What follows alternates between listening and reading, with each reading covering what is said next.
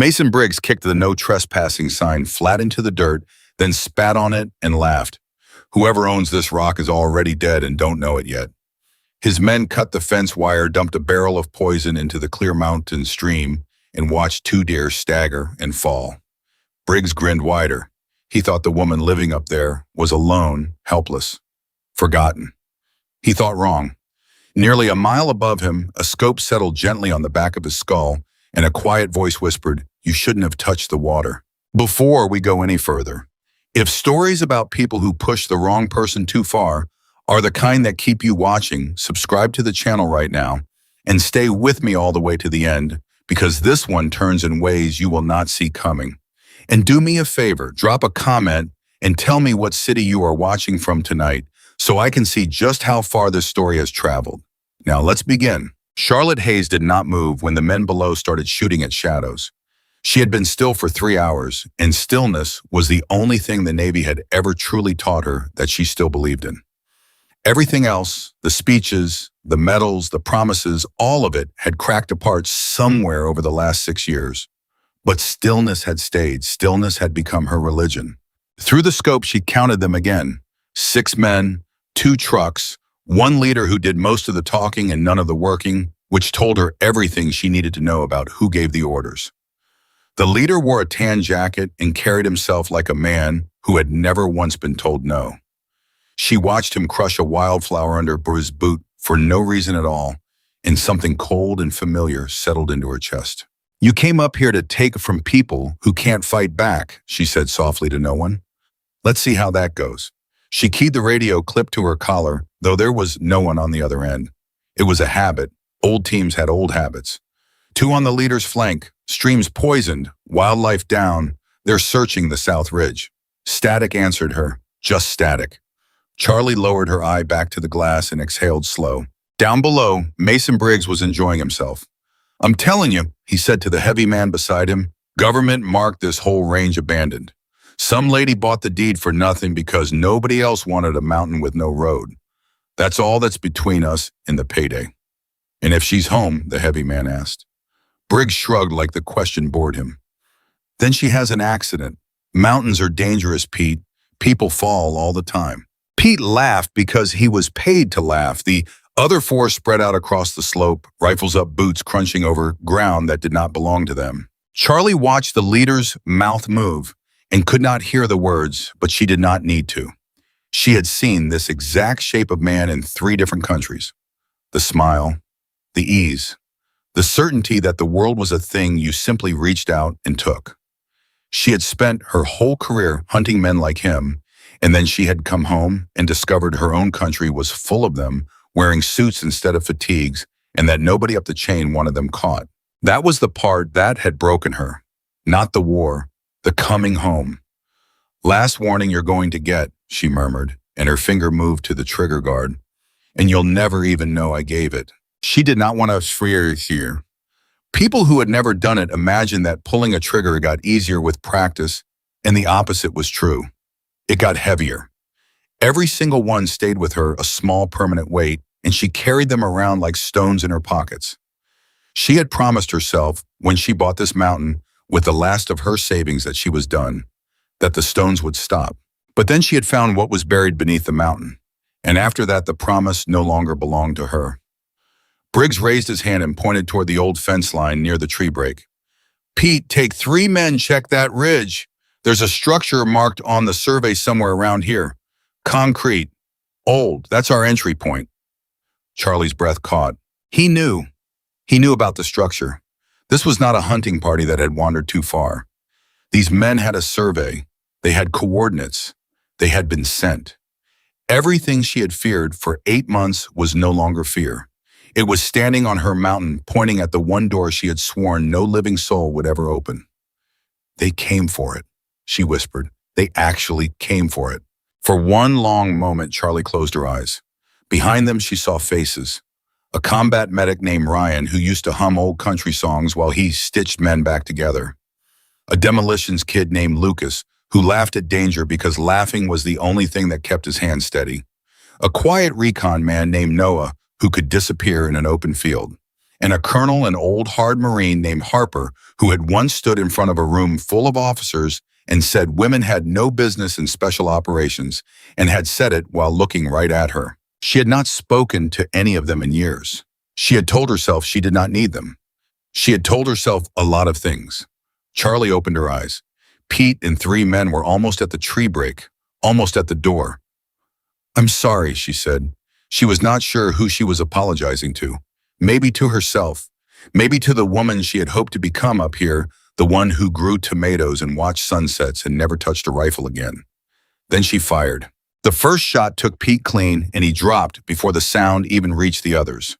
The mountain swallowed the crack and threw it back from 4 directions at once, so the men below could not tell where it came from. They scattered, screaming, firing wildly, at trees, at rocks, and at nothing. Charlie was already shifting her aim, calm, patient, the way water is patient. The second man went down a heartbeat later. "Where is she?" Briggs was shrieking now, all the ease gone from his voice.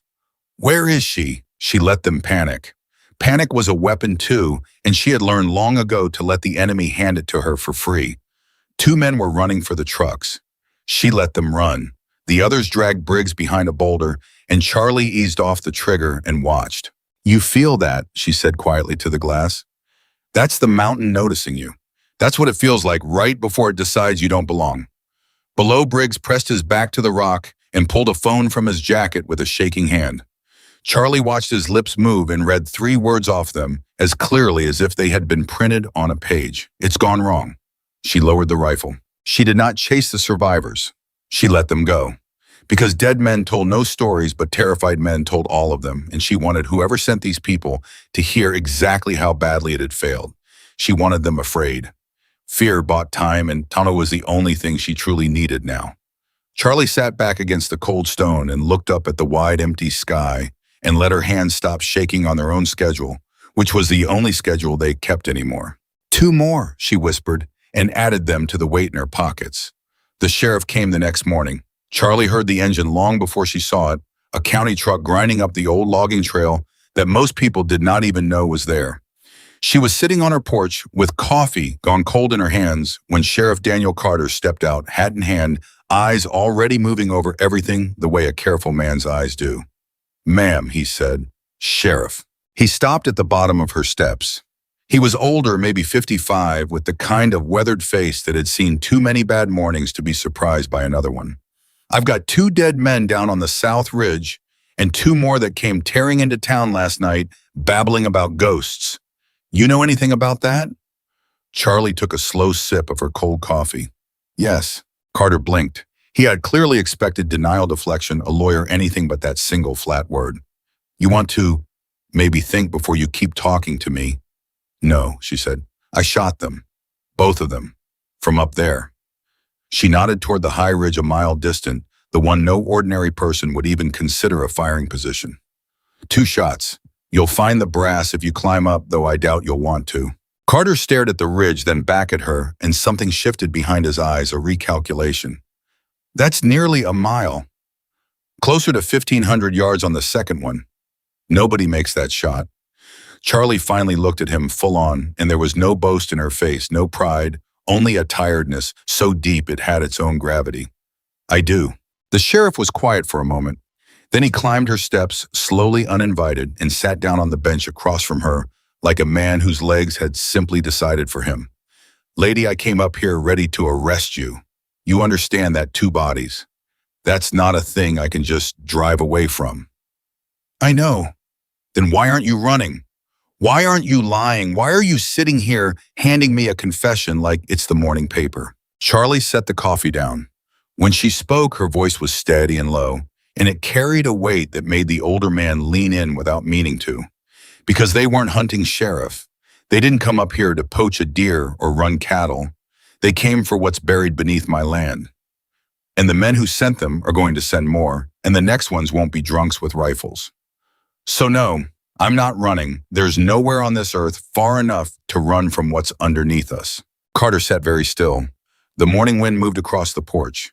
Somewhere down the slope, a bird that had survived the poisoned stream called out once and went quiet. "What's buried beneath your land?" he asked finally. And Charlie almost smiled because it was the first time in 8 long months that another living soul had asked her that question, and for one strange moment, she did not feel quite so alone. "You really want to know," she said. "Once you know, you can't unknow it. And the kind of men who care about this don't draw a line between a sniper on a mountain and a small-town sheriff who asked one too many questions. You'd be on the list same as me." Carter put his hat back on his head and squared it. "Son, I've been sheriff in this county for 26 years. I've buried friends. I've watched men I arrested walk free because somebody made a phone call. I know exactly what kind of list you're talking about." He met her eyes. "Tell me." Charlie studied him for a long moment, the way she studied everything, looking for the lie underneath the surface. She did not find one. "All right," she said, "but not out here." She stood and walked to her door and opened it, and then she paused with her hand on the frame and looked back at the dead poison slope below where two men lay who had thought a mountain and a woman would be easy. "When I bought this place," she said quietly, "the realtor told me it had no history. Empty range, nobody ever lived here. That's why it was cheap." She gave a small, humorless laugh. "Turns out it had more history than the whole county. They just made sure it wasn't written down anywhere a person could find it." She went inside. After a moment, Sheriff Carter followed her and the door closed behind them both. What she showed him in the next hour changed everything. She led him through her cabin, through a back room, down a flight of concrete stairs she had uncovered and rebuilt by hand to a steel door set into the living rock of the mountain itself. The door was old, the kind of Cold War engineering built to outlast nations, and stenciled across it in faded military paint were words that had been classified for 50 years. Carter stopped breathing for a second. "What is this?" "An installation," Charlie said. "Cold War. Built to survive things that thankfully never happened. The government walked away from it in the 80s and pretended it never existed. The land got marked abandoned. Eventually, it got sold off to whoever was foolish enough to buy a mountain." She placed her hand flat on the cold steel. "Me. And what's inside?" Charlie looked at him, and for the first time, the sheriff saw something behind the iron calm. Not fear, something heavier. The look of a person who had read something they could never give back. "Records," she said, "sealed archives. Decades of them. Names, dates, transfers, contracts, payments. An entire network of people who turned this country's defense into a private bank account. Contractors, intelligence men, politicians, executives. 50 years of evidence that somebody buried in a hole in Idaho and assumed would rot." She lowered her hand. "It didn't rot, and 8 months ago I found it." The sheriff leaned against the wall because he suddenly needed to. "If that's real," he said slowly, "if even a piece of that's real, then those men last night weren't thieves at all." "No," Charlie said. "They were cleanup, and the man who sent them already knows exactly what's down here. He's known for months. The only thing he didn't know was that the quiet woman who bought the mountain used to put bullets into men exactly like him for a living." Carter rubbed a hand down his face. "Why didn't you just turn it over? Take it to the FBI, the press, somebody?" Charlie's jaw tightened, and when she answered, the bitterness in her voice was old and worn smooth, like a stone carried for years. "Sheriff, who do you think buried it the first time? Who do you think marked this whole range abandoned and sold it for pennies so nobody would ever come looking? You think these names go in front of a judge and the system just works?" She shook her head slowly. "I tried trusting the system once, with something a lot smaller than this. It cost good people their lives, and the men responsible got promoted. I will not make that mistake twice. When this comes out, it comes out in a way they cannot bury, or it doesn't come out at all." For a long moment, neither of them spoke. The mountain hummed around them, ancient and patient, holding its secret the way it had held it for half a century. Then Carter straightened. "What do you need?" Charlie blinked. It was not the response she had expected. "You heard me," he said. "I've spent 26 years writing tickets and pulling drunks out of ditches while bigger men got away with worse. I don't have many good years left, and I am damned if I'm going to spend them pretending I didn't see this door." He met her eyes. "So tell me, soldier, what do you need?" And something in Charlie's chest, something that had been clenched tight and cold for years, eased just slightly. "I need time," she said. "I can hold this mountain. I've done it once and I'll do it again. But I can't fight an army alone, and I can't build a case alone. The man who's coming, the one giving the orders, he doesn't want the evidence recovered. He wants it gone. And he wants everyone who's ever seen it gone too. She looked at the old steel door. That includes you now. I told you it would. I know, Carter said. I climbed up here anyway.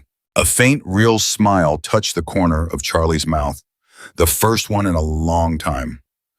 Then we'd better get to work, she said. Far away, in an office where the windows looked out over a city of marble, in power, a man set down a phone after a conversation that had gone badly. He did not raise his voice. Men at his level never raise their voices. He simply looked out the window for a long moment, then pressed a button on his desk and spoke 4 quiet words that would set the rest of the story in motion. Send me the real ones. He did not know her name yet. He thought of her when he thought of her at all as a problem on a mountain, an obstacle to be removed. A woman who had gotten lucky against a crew of amateurs. He had spent his entire career being the most dangerous man in every room, and he could not imagine, even for a second, that somewhere in the high cold pines of Idaho there was a person he should genuinely be afraid of. He would learn. Back on the mountain as the sun climbed and the shadows shortened, Charlie Hayes stood on her porch and watched the sheriff's truck disappear down the logging trail, carrying with it the first promise of help she had accepted from anyone in 6 years. She had spent so long believing that strength meant carrying everything alone, that asking was weakness, that trust was just a slower way of getting hurt. She pulled out an old phone, the kind that could not be traced, and stared at it for a long time. Then she scrolled to a number she had memorized but never called. A combat medic who used to hum country songs. She did not know if he would even pick up. She did not know if he would forgive her for the silence. She did not know if any of them would come. But the men in the marble offices were sending the real ones now, and the quiet woman on the mountain understood with the cold clarity that had kept her alive across 3 wars that the next storm would not be stopped by 1 rifle and 1 tired sheriff. She pressed the call button. It rang once, twice, 3 times. Then a voice she had not heard in years said, rough and disbelieving, "Charlie, is that really you?" And Charlie Hayes closed her eyes, and for the first time in a very long time, she was not alone on her mountain. "Ryan," she said quietly, "I need you to come home. All of you. It's wild and it's real, and I can't do this one by myself." There was a silence on the line, a long one, the kind of silence that holds years inside it. Then Ryan Mercer said the only thing she needed to hear. "Where do you need me?" Ryan Mercer came up the mountain 40 hours later in a truck that had seen better decades, and when he stepped out of it, he did not say hello. He just stood there looking at Charlie across the gravel, with his medical bag in one hand, and for a long moment, neither of them moved. "You look terrible," he finally said. "You look old," Charlie answered.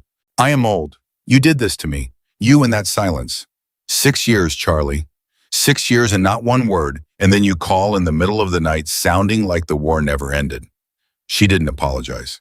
He wouldn't have wanted her to. Instead, she walked down the steps and put her arms around him, and the big man stood stiff for a second before he wrapped 1 arm around her back and held on, and the medical bag dropped into the dirt between their feet. "It didn't end," she said into his shoulder. "That's the thing nobody tells you. It just goes quiet for a while and waits." He pulled back and held her at arm's length and studied her face the way a medic studies a patient, looking past the words for the truth underneath. "On the phone, you said it was real. You said it was bad. I want to hear all of it, and I want to hear it before the others get here, because if you brought me up this mountain to die for something stupid, I'm going to be very disappointed in both of us." "Come inside," Charlie said. "Then tell me if you think it's stupid." 20 minutes later, Ryan Mercer was sitting on the concrete stairs that led down to the steel door. His face pale, a folder open across his knees, and he was no longer making jokes. "This is real," he said. It wasn't a question anymore. "It's real." He turned a page, then another. His hands, which had been steady through 100 battlefields, were not entirely steady now. "These are names, Charlie. Real names. I recognize some of these. This one." He tapped the paper. "This man gave a speech at my unit's homecoming, shook my hand, told me I was a hero." His jaw worked. "And according to this, the same week he was shaking my hand, he was signing off on diverting equipment that got men in my own platoon killed." "Now you understand," Charlie said quietly. Ryan closed the folder. He sat there with it shut in his lap, staring at nothing. "How long have you been sitting on this alone?" 8 months. 8 months. He shook his head slowly.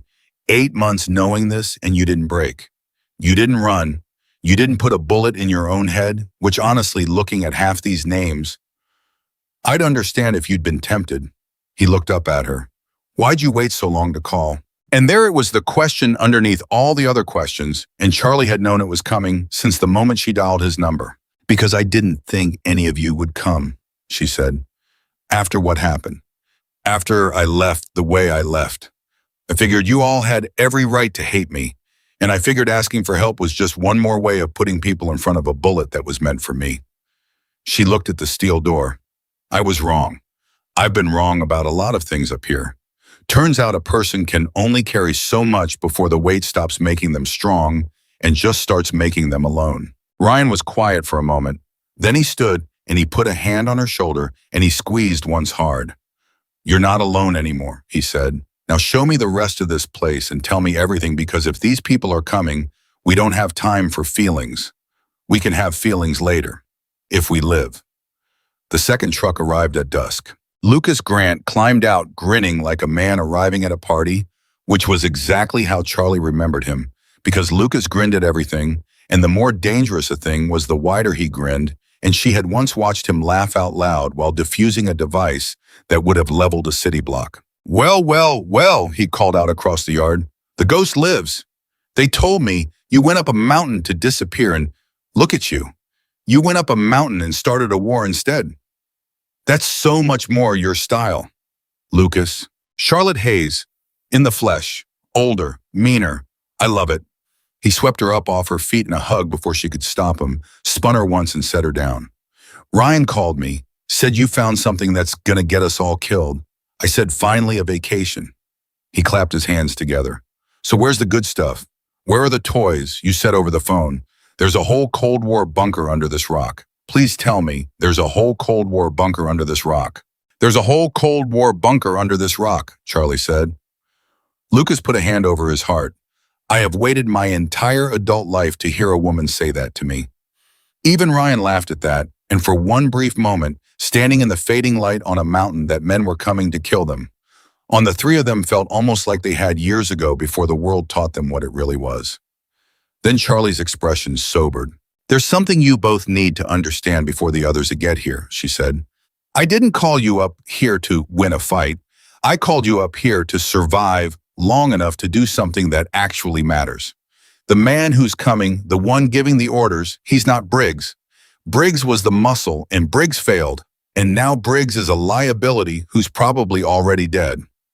She let that land. The real one is a defense executive named Richard Caldwell.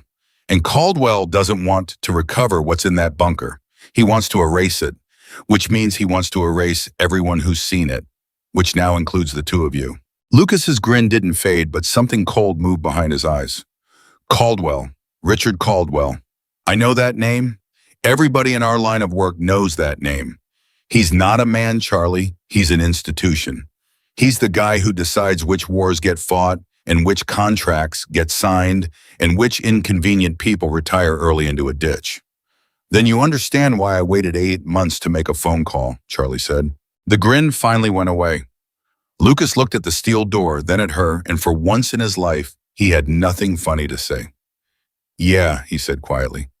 Yeah, I understand. The third one came in the dark and nobody heard him arrive. That was the thing about Noah Bennett.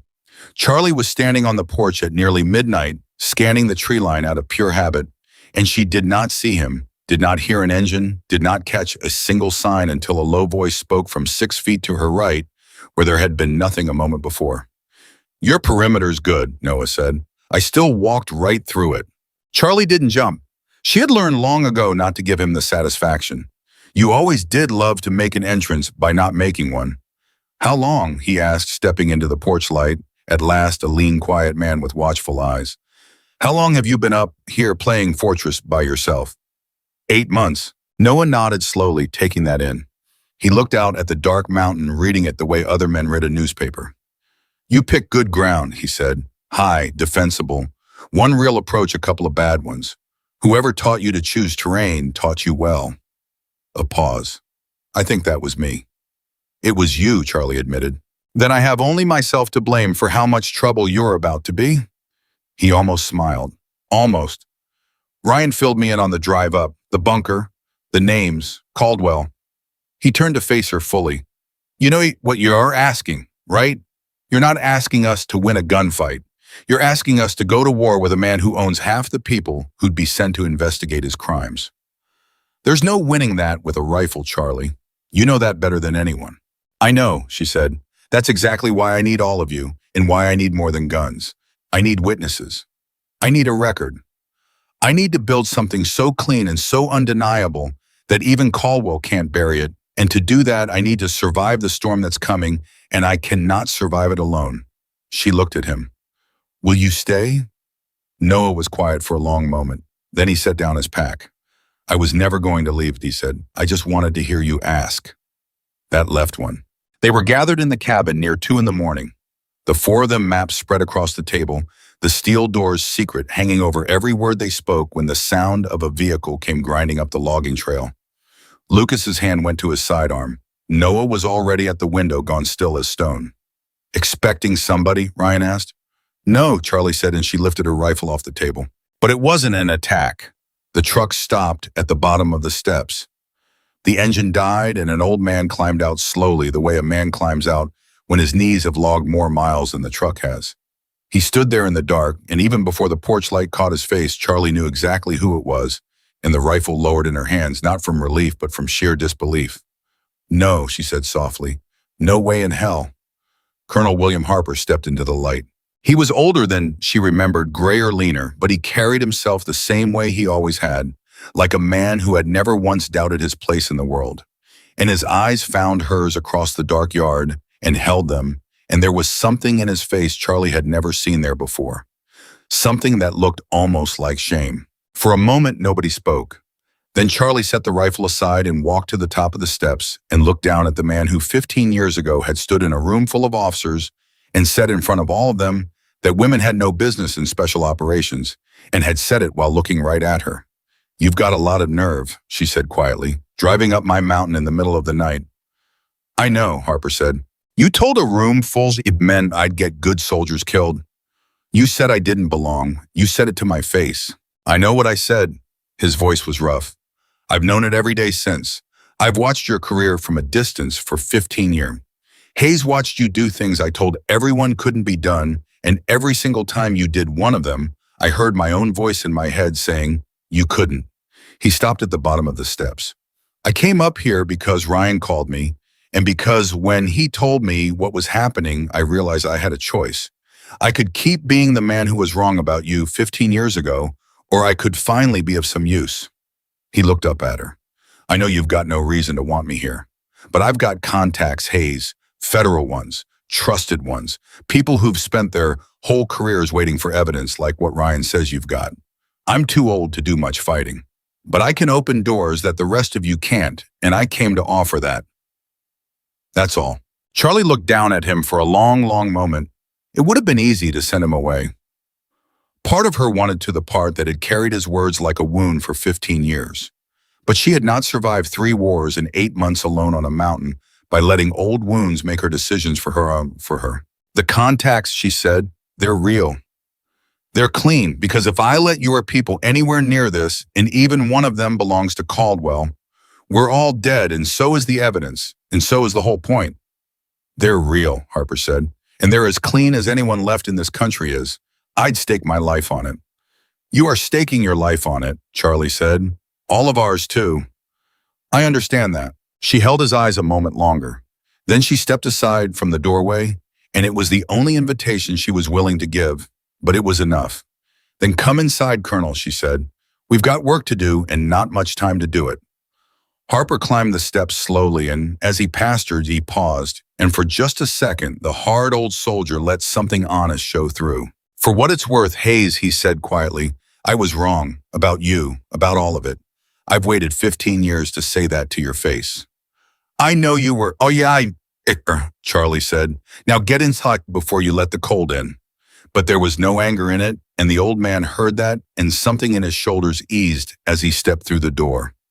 What came next was 3 days of work that did not stop. Charlie laid it all out for them around the table. Every drone she'd flown, every trail, camera she'd hidden, every thermal sensor she'd buried in the dirt over 8 long months. She had not been hiding up here. She had been watching. She had a record of every trespass, every armed man who had crossed onto her land, every truck, every survey team, every probe of her defenses, all of it logged and timed and stored in three separate places where Caldwell's people would never think to look. My God, Ryan said, paging through it. You documented everything. 8 months of it. This isn't just a sniper's hide, Charlie. This is a case file. That was always the point, she said. The rifle was never the plan. The rifle is just what keeps me alive long enough for the rest of it to matter. Noah studied her with new respect. You've been building a courtroom up here this whole time. I've been building a trap, Charlie corrected. There's a difference. A courtroom waits for the criminal to be brought in. A trap brings him to you. Lucas looked up from the maps he'd been marking. And you want to bring Caldwell himself up this mountain? Eventually, yes. The table went quiet. They all understood what that meant. You did not lure a man like Richard Caldwell anywhere. He moved when he chose, struck when he chose, and was never ever in a place he hadn't already decided was safe. That's insane, Harper said flatly. Forgive me, Hayes, but a man at that level doesn't walk into a trap. He sends people, layers of them. He'll be 1,000 miles away when whatever happens here happens. He will, Charlie agreed, until he won't. She leaned over the map. Because here's the thing about men like Caldwell, that you only learn after you've hunted enough of them. They don't fear death. They've insulated themselves from it so completely that it stopped being real to them years ago.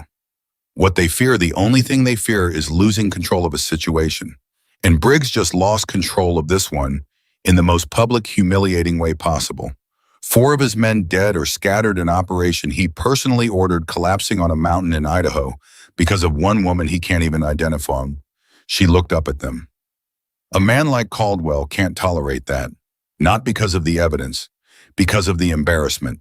Sooner or later, his pride is going to demand he come look at the thing that beat him with his own eyes. And when he does, I'm going to be ready. Harper stared at her for a long moment. Then slowly the old Marine shook his head, and there was something almost like awe in it. 15 years ago, he said quietly, I stood in a room and said women didn't have the killer instinct for special operations. He looked around the table at the maps, at the case file, at the woman who had built a war out of nothing but patience and rage. I have never, he said, been more completely wrong about anything in my entire life. Nobody laughed. It wasn't the kind of moment for it. They worked through that night and the next day and the night after that, and the mountain changed under their hands. Noah found firing positions Charlie hadn't even known she had. Lucas began turning the approaches into something that would make any assault team bleed for every yard. Ryan organized supplies, medical caches, fallback points. Harper spent hours on a satellite phone that couldn't be traced, speaking in careful coded language to men in distant offices who had been waiting their whole careers for a phone call exactly like this one. And Charlie watched it all come together and felt something she had not felt in a very long time, and it took her 2 full days to recognize what it was. It was hope. She was standing on the porch on the 3rd night, looking out at the dark when Ryan came and stood beside her with 2 cups of coffee. He handed her one without a word. You did it, he said after a while. Did what? Built something nobody could have built alone, that bunker, that case. 8 months by yourself, no backup, no sleep. Half these names able to make you disappear with a phone call. He shook his head. Charlie, I've known you 20 years. I've watched you do impossible things. This is the most impossible thing I've ever seen you do. She didn't answer right away. When she did, her voice was quiet. I almost didn't make it the call, she said, even after Briggs came, even after I knew the real ones were coming. I sat on that porch with the phone in my hand for 2 days, Ryan. 2 days, because some part of me had decided it was better to die up here alone than to drag any of you into it. She turned to look at him. I don't know when I started thinking like that, when asking for help became the same as failing. But it did. Somewhere along the way it did. Ryan was quiet for a moment. You want to know the truth, he said finally. Every one of us up here thinks like that. Every single one. It's what the job did to us. It taught us that the only person you can count on is yourself, and then it sent us home to a country that proved it over and over. He sipped his coffee. But that's a lie, Charlie.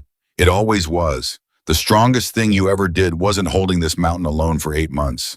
It was picking up that phone. Charlie looked out at the dark, and she did not trust herself to speak. That was the moment the radio on the table inside crackled to life. It was one of Noah's perimeter sensors, the ones buried 2 miles out along the only real approach, the ones that were not supposed to trip, unless something large and deliberate was moving up the mountain in the dead of night. It tripped. Then another one tripped behind it. Then a third. Charlie set down her coffee. Inside, she could hear the others going still, hear the easy talk die, hear the particular silence of trained people understanding all at once that the waiting was over. Noah appeared in the doorway, and his face told her everything. Multiple contacts, he said quietly, moving up the main approach. Spread out, disciplined, no lights. These aren't Briggs's leftovers, Charlie. These are professionals, a lot of them. Charlie felt the old cold settle into her chest, the one that had kept her alive across 3 wars, the one that turned fear into focus. How many? She asked. Noah looked at the readout in his hand, and when he answered, his voice was flat and certain. 14, he said. 14 contacts moving in coordinated teams. They've been planning this approach. They know the terrain almost as well as we do. He looked up. Almost. Lucas was already moving grabbing gear, his grin coming back now that the talking was finally over. 14 against 5, he said, on our mountain in the dark. He shook his head, almost cheerful. I almost feel bad for them. Don't, Charlie said, and she lifted her rifle off the table and felt the familiar weight of it settle into her hands like an old conversation resuming.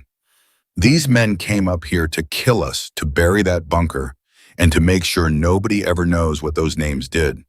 They made their choice when they started climbing. She looked around the room at the 4 faces watching her, the 4 people who had come when she finally found the strength to ask. Now we make ours. She turned to Harper. Colonel, you're not in this fight. You're too valuable, and you know it. I need you on that phone. The second the shooting starts, I want your people to know it started. I want a record. I want timestamps. If we don't make it through tonight, I want the world to know exactly who came up this mountain and exactly what they came to bury. Harper nodded, the old Marine, all business now. Understood. Noah, you're my eyes. I want to know where every one of them is before they know where any of us are. Already on it. Lucas, the approaches are yours. Make them pay for every foot. My favorite words in the English language. Ryan, fallback point medical, and you keep the case file safe. If it comes to it, that file leaves this mountain even if we don't. It'll leave, Ryan said. I promise you that. Charlie nodded once. Then she looked out the window into the dark mountain where 14 professional killers were climbing toward her in the night, believing that numbers and training and the backing of the most powerful man in the country guaranteed them victory. They did not know the mountain. She did. She had spent 8 months learning every rock, every ridge, every blind angle and false trail and killing ground it had to offer. She had memorized it the way other people memorize the faces of the people they loved. She had not chosen this fight, but she had chosen this ground. And on this ground, with these people finally standing beside her, she was no longer the hunted woman on the mountain. She was the mountain itself. They think they're coming to win, Charlie said quietly, watching the dark. They think superior numbers settle it. They think this is 14 against 1 tired veteran they can't even name. She worked the bolt of her rifle, and the small mechanical sound was very loud in the silent room. Let them keep thinking that, right up until the moment the mountain decides they don't belong. Outside, far down the slope, the first of 14 shadows crossed onto land that did not belong to them, climbing toward a fight they were absolutely certain they would win. Above them in the dark, the woman they had come to kill chambered around and went still and waited. The first shadow died without ever knowing the mountain had been watching him for an hour. Noah's voice came soft and steady through Charlie's earpiece, calm as a man reading off the weather. Lead element 4 men crossing the dry creek at the base of the south approach. They're moving in pairs covering each other, professional spacing. Whoever trained them was good. A pause. Second element behind them, 6 men holding back 200 yards. They're using the first 4 to find your defenses for them. Smart, Charlie murmured. She lay flat on the high ridge of the same position from which she'd ended Briggs's operation a week before, the cold rock familiar against her body now. They're spending the first 4 to map us. They expect to lose them. Then let's not disappoint them about the losing part, Lucas said over the channel. And somewhere down the slope, Charlie heard him laugh quietly to himself. Charlie, the moment your guy at the front puts his foot on the flat rock by the split pine, you tell me. I left him a present there. Copy. She watched through the scope. The lead man moved well, scanning careful a real operator and not one of Briggs's drunks. He came up the trail toward the split pine and Charlie waited, breathing slow, and at the exact moment his boot came down on the flat rock, she said one word. Now, the mountain answered. The charge Lucas had set went off with a flat, hard crack that rolled across the dark slope, and the lead element simply ceased to be a coordinated team. Charlie didn't even need to fire. The blast did the first man's work, and the chaos did the rest, and through her scope, she watched the survivors scatter screaming into their radios, firing at shadows exactly the way Briggs's men had fired at shadows a week ago. 2 down from the charge, Noah reported. 2 running. They're broken, Charlie. They don't know where the hit came from. They will, she said, and she settled the crosshairs on a man who had stopped behind a boulder to key his radio, and she fired once, and the man stopped keying his radio forever. 3 down, Noah said. Far below, the second element went to ground. Charlie watched the discipline ripple through them, watched them realize all at once that the first 4 had not stumbled into an ambush, but had been deliberately sacrificed by an enemy who'd been waiting and had given up nothing in return. That got their attention, Lucas said cheerfully. Don't get comfortable, Charlie answered. The smart one's still down there. Watch the man who isn't moving. Everybody else is reacting, he's thinking. That's the one who's actually dangerous. She was right. While the rest of the second element scrambled for cover, one man at the rear had gone perfectly still behind a fallen log, and Charlie watched him through the scope and felt a cold flicker of recognition. He wasn't panicking. He was studying the mountain the way she studied it, reading the angles working backward from where the shots had come, and she understood with sudden certainty that this was the man Caldwell had actually sent. The leader, the professional, the one who'd been hired because he was as good at this as she was. Noah, she said quietly, the still one, behind the log at the base of the south face, that's their commander. I see him. He's reading us. He's going to figure out my position in about 90 seconds. She was already moving and sliding back off the ridge, breaking down the hide. I'm relocating. The second I leave this spot, I want everybody to assume he knows where it was. Do not use the south ridge. He'll be watching it. She had learned that too over a long career. The first rule of surviving an enemy as good as you was to never let him be right about you twice. She crawled 40 yards along a route she'd cleared months ago, a path invisible from below, and settled into a second position with a completely different angle on the slope. And the moment she'd done it, a shot cracked out of the dark from somewhere down below and struck the exact spot of rock where she had been lying 30 seconds before. He found your first hide, Noah said. I know, Charlie answered, and despite everything, a thin, grim smile touched her mouth. Good. Now he thinks he understands me. That's the most dangerous thing I can let him believe.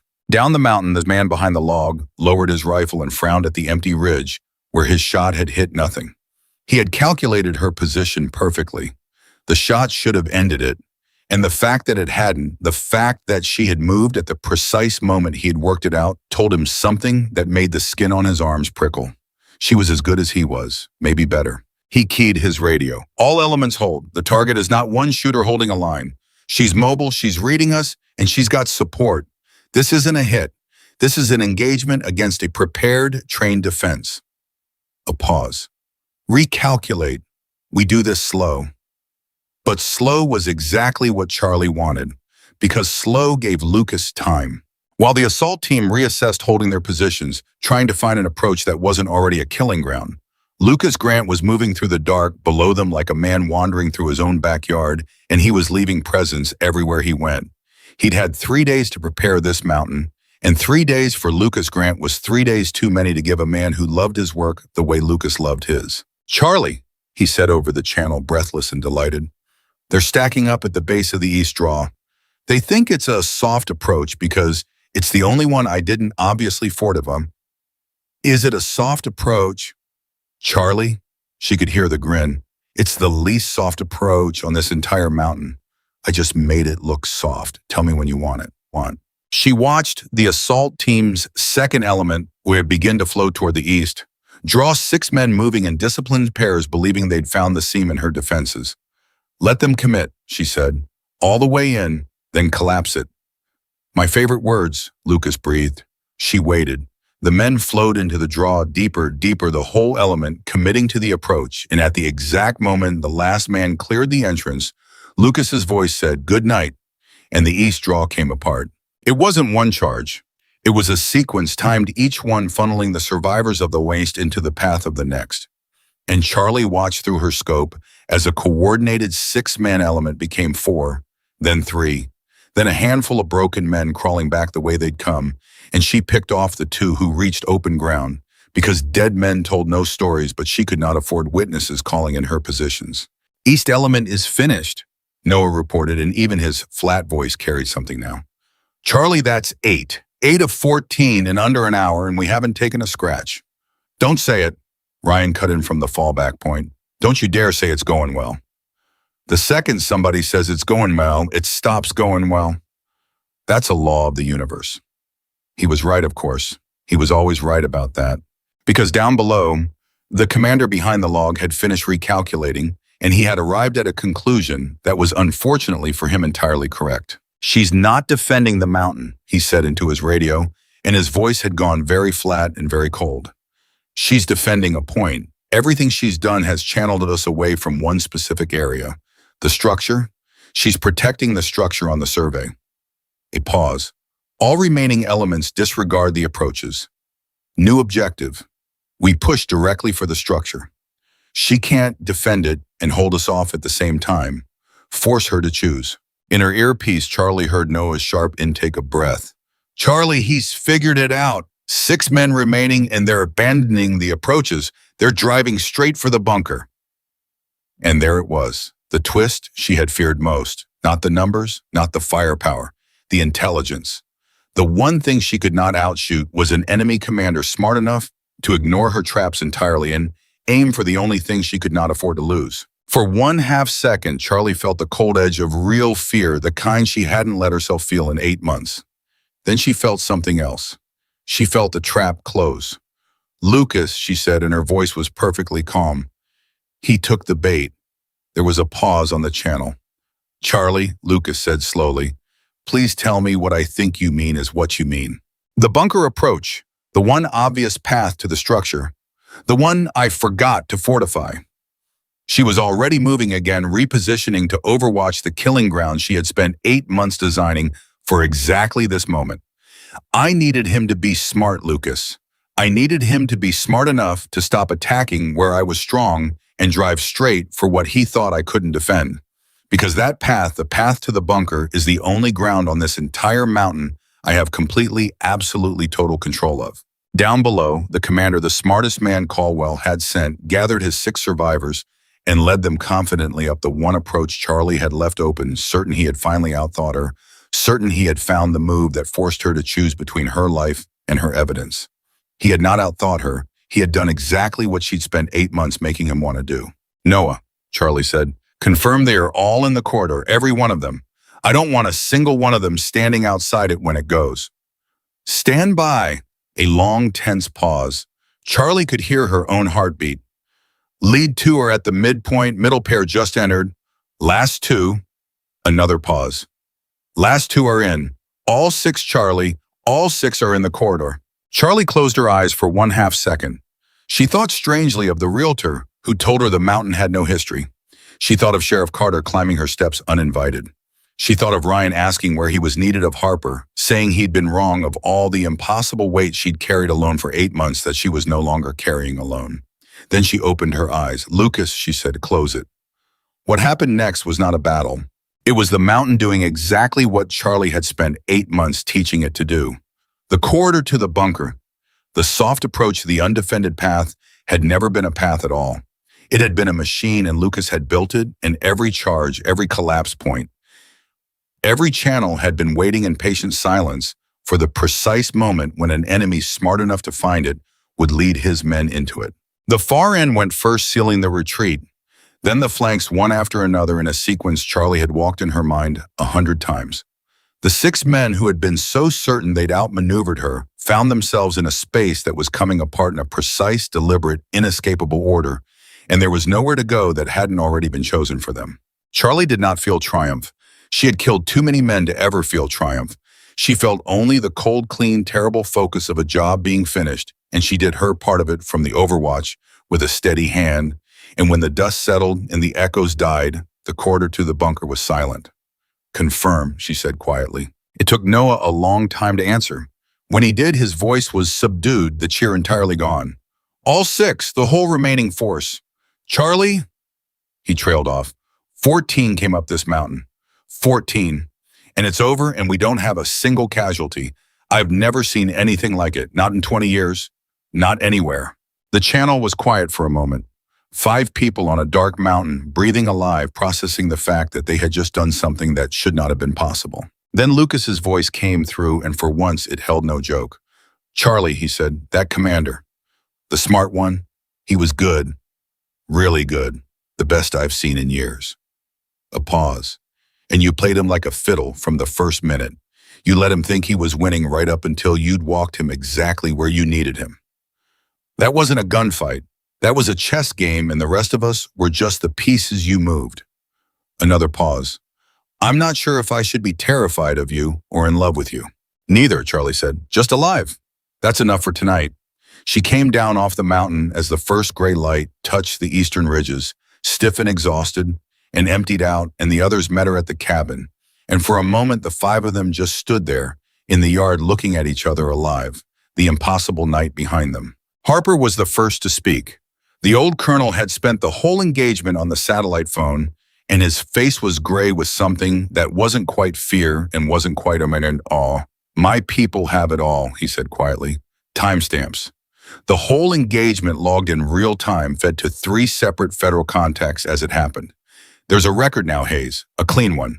Whatever else happens, the world is going to know that 14 professional operators assaulted a private citizen's land in the dead of night, and there's only one reason a force like that gets assembled and sent. He looked at her. Somebody with a great deal of money and a great deal to hide. We can trace the men. We can trace the money. And the money is going to lead exactly where you've been saying it leads. To Caldwell, Charlie said. To Caldwell. But Charlie was already shaking her head slowly, and the others saw her expression change, saw the exhaustion give way to something harder, and the small, fragile relief in the yard began to drain away. It won't be enough, she said. Ryan frowned. Charlie, 14 men, a federal record, traceable money. That's a case. That's a real case. It's a case against the men who came up this mountain, Charlie said.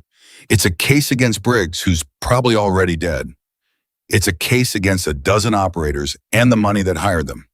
She looked at the steel door's direction at the mountain that had held its secret for 50 years. But it is not a case against Caldwell. Not yet. Because a man like Caldwell has spent his entire life building layers between himself and the men who do his work. The money will lead to a contractor, and the contractor will lead to a shell company, and the shell company will lead to a lawyer who will fall on his sword for a number with a lot of zeros, and Caldwell will stand up in front of the cameras and say he is shocked, simply shocked that his name has been dragged into this, and he will walk. Her voice was flat and certain and bitter with experience. I've watched it happen. I watched it happen with something a lot smaller than this, and it cost people I loved their lives, and the man responsible got a promotion and a pension. The yard was silent. Then what was all this for? Lucas asked quietly. If it's not enough to put him away, what did we just do all this for? Charlie turned to face them, all of them, the 4 people who had come up her mountain when she finally found the strength to ask. This was never about surviving tonight, she said. Surviving tonight was just the price of admission. Tonight proves they came. Tonight proves they wanted that bunker badly enough to send 14 professionals to kill a woman in her own home. Tonight makes it impossible for Caldwell to pretend none of this is happening. She let that settle. But it doesn't make a case against him. The only thing that makes a case against him is Caldwell himself on this mountain, making decisions, giving orders in front of evidence we control. She looked at Harper. He has to come here. He has to come here, personally believing he's in control, believing he's cleaning up a mess. And we have to make him want to come so badly that his pride overrides every instinct he spent 30 years developing. Harper stared at her.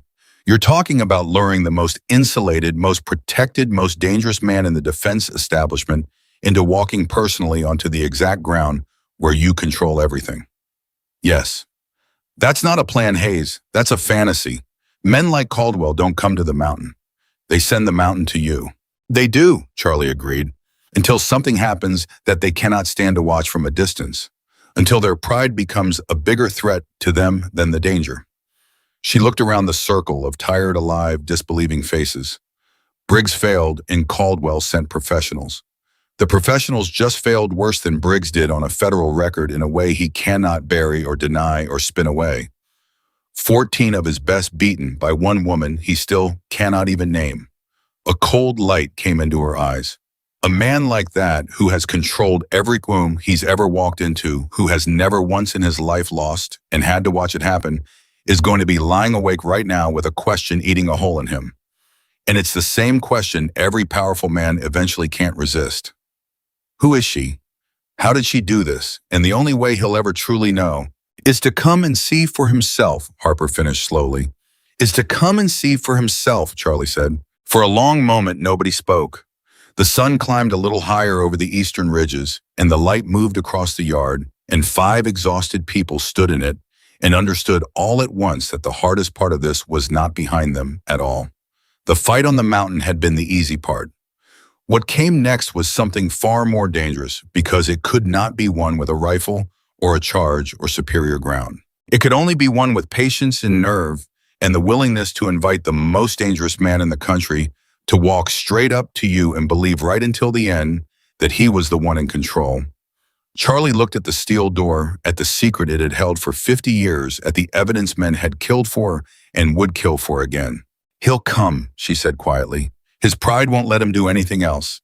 And when he does, I'm going to make absolutely certain that every single thing he says, every order he gives, every threat he makes is recorded, witnessed, and beyond any power on earth to bury. She turned and walked toward the cabin, and at the door she stopped, and she looked back at the 4 people who had refused to let her face this alone. Get some sleep, she said. All of you, because the shooting part is over and the part that actually matters hasn't even started yet. Richard Caldwell read the report 3 times before he set it down, and then he sat alone in his office for a long while without moving at all. 14 men, 14 of the best operators money could buy, vetted, equipped, briefed, and sent up a mountain in the dead of night to remove one woman and recover one stockpile of evidence. And every single one of them was gone. Not captured, not wounded, gone. And the woman was still up there, still breathing, still sitting on top of 50 years of names that could bury him. He had spent 30 years being the man who made problems disappear. He did not lose. Losing was a thing that happened to other people, to weaker people, to men who hadn't built the careful, insulated machine he'd spent his entire life building around himself. And now a problem he should have erased in a single night had instead erased the men he'd sent, and there was a federal record of it, and his lawyers were already calling him, in careful, nervous voices telling him the money trail was a problem, the contractor was a problem, that he needed to get ahead of this before it got ahead of him. But that was not what kept Richard Caldwell awake that night. What kept him awake was a single question, small and sharp and impossible to set down. Who was she? He had read everything. A former Navy SEAL sniper, decorated, retired, quiet. A woman who had bought a worthless mountain with the last of her savings and gone up there to disappear from the world. Nothing in the file explained how a single retired veteran had taken apart 14 professional operators on open ground without losing one of her own. Nothing in the file explained how she had known they were coming. Nothing in the file explained the absolute surgical, contemptuous ease of it. And Richard Caldwell, who had controlled every room he had ever walked into, who had never once in his life lost and been forced to sit and watch it happen, discovered something that had never happened to him before. He could not stand not knowing. It was his lawyers would later realize the first mistake he had made in 30 years. 200 miles away on the mountain, Charlie Hayes was watching her phone. Not the untraceable one, the other one. The one whose number was buried under a dozen layers of shell companies and dead corporations. The number that if a man with enough money and enough motivation went looking, could eventually be traced back to the woman who had bought a worthless mountain in Idaho. She had made certain it could be traced. That had been the entire point. You really think he'll call, Ryan said. He was sitting across from her at the table, and he had been watching her watch the phone for the better part of an hour. You really think Richard Caldwell, of all the men on God's earth, is going to pick up a telephone and personally call the woman who just killed 14 of his men? I think his pride is going to call, Charlie said. I don't think he'll be able to help it. He's spent his whole life being the smartest, most dangerous man in every room he walks into. And right now, there's a woman on a mountain he can't explain, can't beat, and can't stop thinking about. She turned the phone over slowly in her hands. Men like that don't fear death, Ryan. I keep telling you that. They fear losing control of a situation. And the only way Caldwell gets control of this back, the only way he makes that question stop eating at him, is to take it over personally.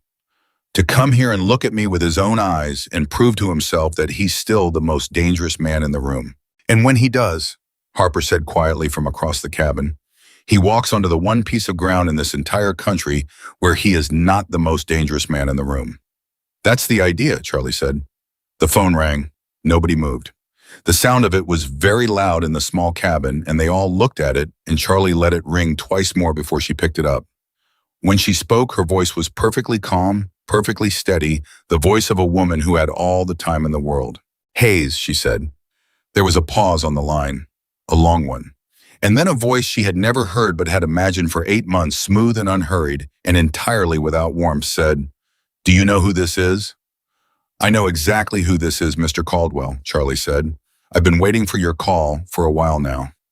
Another pause, longer this time. She had surprised him, and she could feel it through the line, the small recalibration of a man who had expected fear and gotten none. "You're a difficult woman to find," Caldwell said.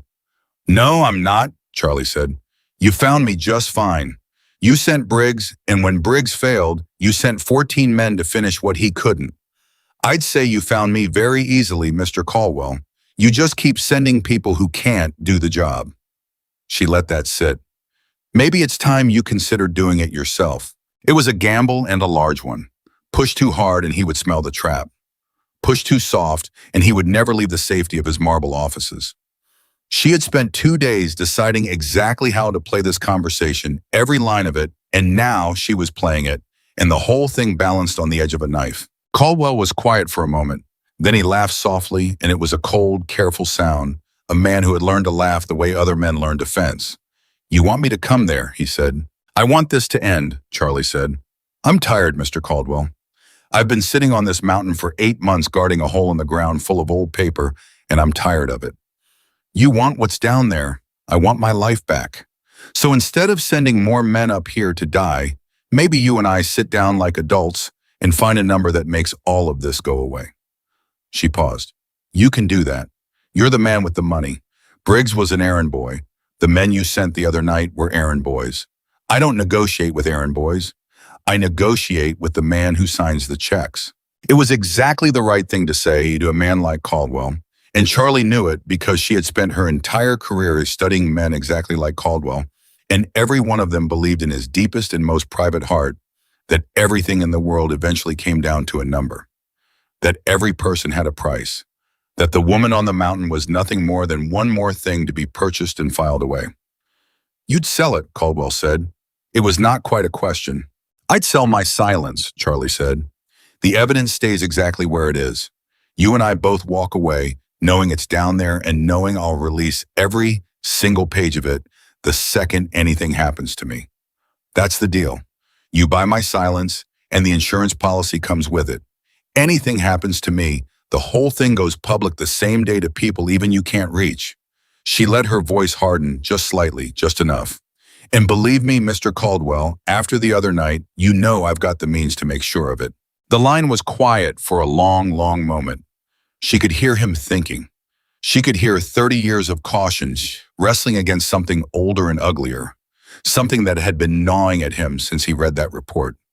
When Caldwell spoke again, his voice had changed just slightly, and Charlie heard it, and she knew in that moment that she had him. "I'll consider it," he said. "Don't consider it too long," Charlie said. "I'm not a patient woman, and the longer this drags on, the more I start thinking maybe I'd rather just hand the whole thing to a journalist and be done with you entirely. You've got 48 hours to decide whether you want to come settle this like a man or whether you'd rather read about yourself in the morning papers." And then before he could answer, before he could regain even a single inch of control over the conversation, she hung up. The cabin was silent. Ryan let out a slow breath.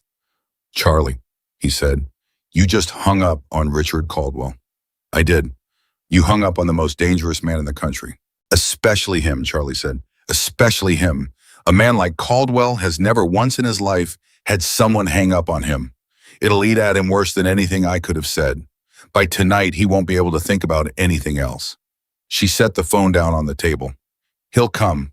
I'd stake everything on it. His pride won't survive being dismissed by a woman on a mountain. He has to come now. He has to come and reestablish that he's the one in control. That's exactly the man I've been counting on him being from the very start." Harper was watching her with an expression caught somewhere between admiration and dread. "And if you've misjudged him," the old colonel asked quietly, "if instead of coming he simply sends another 50 men, or worse, Hayes, if he decides the cleanest solution is to put something on this mountain from a very long way off and erase all of us and the bunker and the whole problem in a single afternoon." It was the question none of them had wanted to say out loud, and Charlie did not flinch from it. "He won't," she said. "Not yet. And here's why." She leaned forward over the table, and the others leaned in with her without meaning to. "He still doesn't know exactly where the evidence is. He knows it's somewhere in the bunker, but that bunker is deep, and it's old Cold War engineering built to survive a nuclear strike built to outlast nations. He can't just level this mountain and be certain he got every page. There could be copies. There could be a second cache. As long as there's even a chance, the one thing that can destroy him survives underneath the rubble, he doesn't dare bring the rubble down. He needs to recover it, specifically with his own people, with his own eyes. And to do that, he needs access." She looked around the room. "That's the leash I've had around his neck this whole time, and he doesn't even know he's wearing it. He can't kill this mountain without risking that the very thing he's trying to destroy outlives him. So he has to play my game. He has to come close. And the closer he comes, the more of himself he has to expose." Lucas, who had been unusually quiet, finally spoke. "And when he's close," he said slowly, "and exposed, that's when it's not a negotiation anymore. That's when it's a confession." "That's when it's a confession," Charlie said. The 48 hours that followed were the longest any of them had lived through in a long time, longer in their own way than the night the 14 had come up the mountain, because waiting was always harder than fighting. Fighting at least had the mercy of motion. Waiting had nothing but the slow grind of the clock and the steady weight of everything that could go wrong. Sheriff Carter came up the mountain on the first day, and Charlie brought him fully into the planning because he was the one piece of the puzzle that mattered most now. Not the rifle, not the charges, the law. "Everything that's happened up here so far," Charlie told him, spreading it across the table, the logs, the timestamps, the federal record, Harper's people were holding, the shootings, the assault, all of it. That's a mess of self-defense in federal jurisdiction and a dozen lawyers who'll spend years arguing about who had the right to do what to whom. It might put Caldwell's errand boys away. It will never touch the man himself. She looked at the old sheriff steadily. But what's about to happen is something different. If Caldwell comes up this mountain and gives an order, makes a threat, admits to even one piece of what he's done, and a sworn officer of the law witnesses it and documents it clean, that's not a mess. That's a crime committed in front of a witness on the record in a way that no amount of money can argue into a fog. Carter studied the layout on the table for a long moment, his weathered face unreadable. "You want me here," he said, "when he comes." "I want you here, and I want you legitimate," Charlie said. "Everything by the book. I've spent 8 months building this so that when it finally breaks, it breaks clean, in a way no army of lawyers can bury. And you're the cleanest part of all of it, Sheriff. A 26-year county lawman with no connection to me, no connection to the military, no connection to any of this, who came up here to investigate a crime on his own jurisdiction and witnessed a confession with his own ears." Carter was quiet, turning it over. "You really think a man like that confesses anything to anybody?" he said finally. "Men like Caldwell don't confess. They give speeches. They make a person feel small and then they leave." "He'll confess," Charlie said, "because he won't think of it as confessing. He'll think of it as explaining. To a man like Caldwell, talking down to the people he's beaten isn't a risk. It's a pleasure. It's the whole reason he's coming. He's not coming up here to listen to my terms, Sheriff. He's coming up here to look the woman who cost him 14 men in the eye and let her understand exactly how far out of her depth she is. He's going to want me to know who he is and what he's capable of." She held the old lawman's gaze. "And the entire time he's doing it, every word he says is going to land in 3 places he can't reach. He'll be making a speech. He just won't know who the audience is." Carter was silent for a long beat. Then slowly the old sheriff took off his hat, looked at it in his hands, and set it back on his head squared. 26 years, he said. 26 years I've been the law in this county, and you know what that's amounted to: writing tickets, pulling drunks out of ditches, filling out forms about things that didn't matter to anybody but the people they happened to. And every few years, somebody big does something terrible, and I watch them walk because somebody makes a phone call, and the phone call goes over my head and lands somewhere I can't follow." He looked at her. "If this is the one that matters, Hayes, if this is the one time in 26 years where the law actually means something." He nodded once firmly. "Then I'm in, all the way in, and God help Richard Caldwell." While Carter handled the law, Harper worked the federal side, careful coded calls to trusted contacts, men he'd vouched for with his own life and reputation, positioning them close but never too close, ready to move. The instant Charlie gave the word, but invisible until that instant came. Because the entire plan depended on Caldwell believing he was walking into a quiet negotiation with a tired, isolated, beaten-down woman who wanted a payday and a way out, and not into a documented federal operation engineered to capture his every breath. "The hard part," Harper said on the evening of the first day, hanging up another call, his face gray with the strain of it, "isn't getting my people here. The hard part is keeping them far enough back that Caldwell's advance team doesn't trip over them. He's going to sweep this mountain before he ever sets foot on it. Hayes, he'll have men checking every approach, every ridge, every place a person could hide. If they find even one of mine, the whole thing collapses, and it collapses with all of us standing on top of it." "Then they won't find them," Charlie said, and she turned to the corner of the room where Noah Bennett had been sitting so quietly that once again they had half forgotten he was there. "Will they?" Noah looked up. "No," he said simply. "They won't. I'll position your people, Colonel. I'll put them in places Caldwell's men will walk right past and never see the same way I walked through Charlie's perimeter the night I got here. Your people stay where I put them. They don't move, they don't breathe wrong, and Caldwell's sweep comes up clean." He almost smiled. "Let him think he's swept the mountain. Let him think it's safe. That's the most dangerous thing we can let him believe." Ryan secured the medical and the fallback positions, the same careful work he'd done before the 14 came, because the one thing none of them could afford to do was assume this would go cleanly. Lucas denied the simple joy of blowing anything up this time, contented himself with making absolutely certain that every approach to the meeting site was covered, that there was no angle Caldwell's people could exploit, no escape route he hadn't accounted for, no surprise hiding in the terrain. And Charlie prepared the one thing that mattered more than all the rest of it put together: the recording. Not one device, but a dozen redundant, hidden weatherproof, each of them feeding the moment it activated to 3 separate locations beyond the mountain, so that no matter what Caldwell brought, no matter what jamming or sweeping or electronic countermeasures his money could buy, the words the man spoke on that mountain would survive and reach people he could not reach and could not silence. Everything he says, she told them, on the second night, the last night the cabin lit low, and the 5 of them and the sheriff gathered close around the table. Every single word lands in 3 places at once the moment he opens his mouth. Harper's federal contacts, who had been waiting their whole careers for evidence like this. A journalist I've trusted for 15 years who's been sitting on the outline of this story waiting for the one piece that makes it undeniable. And a dead man's archive that releases everything automatically if I don't personally reset it every 12 hours. She looked around the table at each of them. "What that means is this: even if it all goes wrong up here tomorrow, even if Caldwell brings something we didn't plan for, and none of us walk off this mountain, the record survives.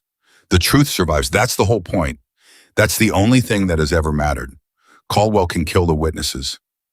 He cannot kill the evidence. Not anymore.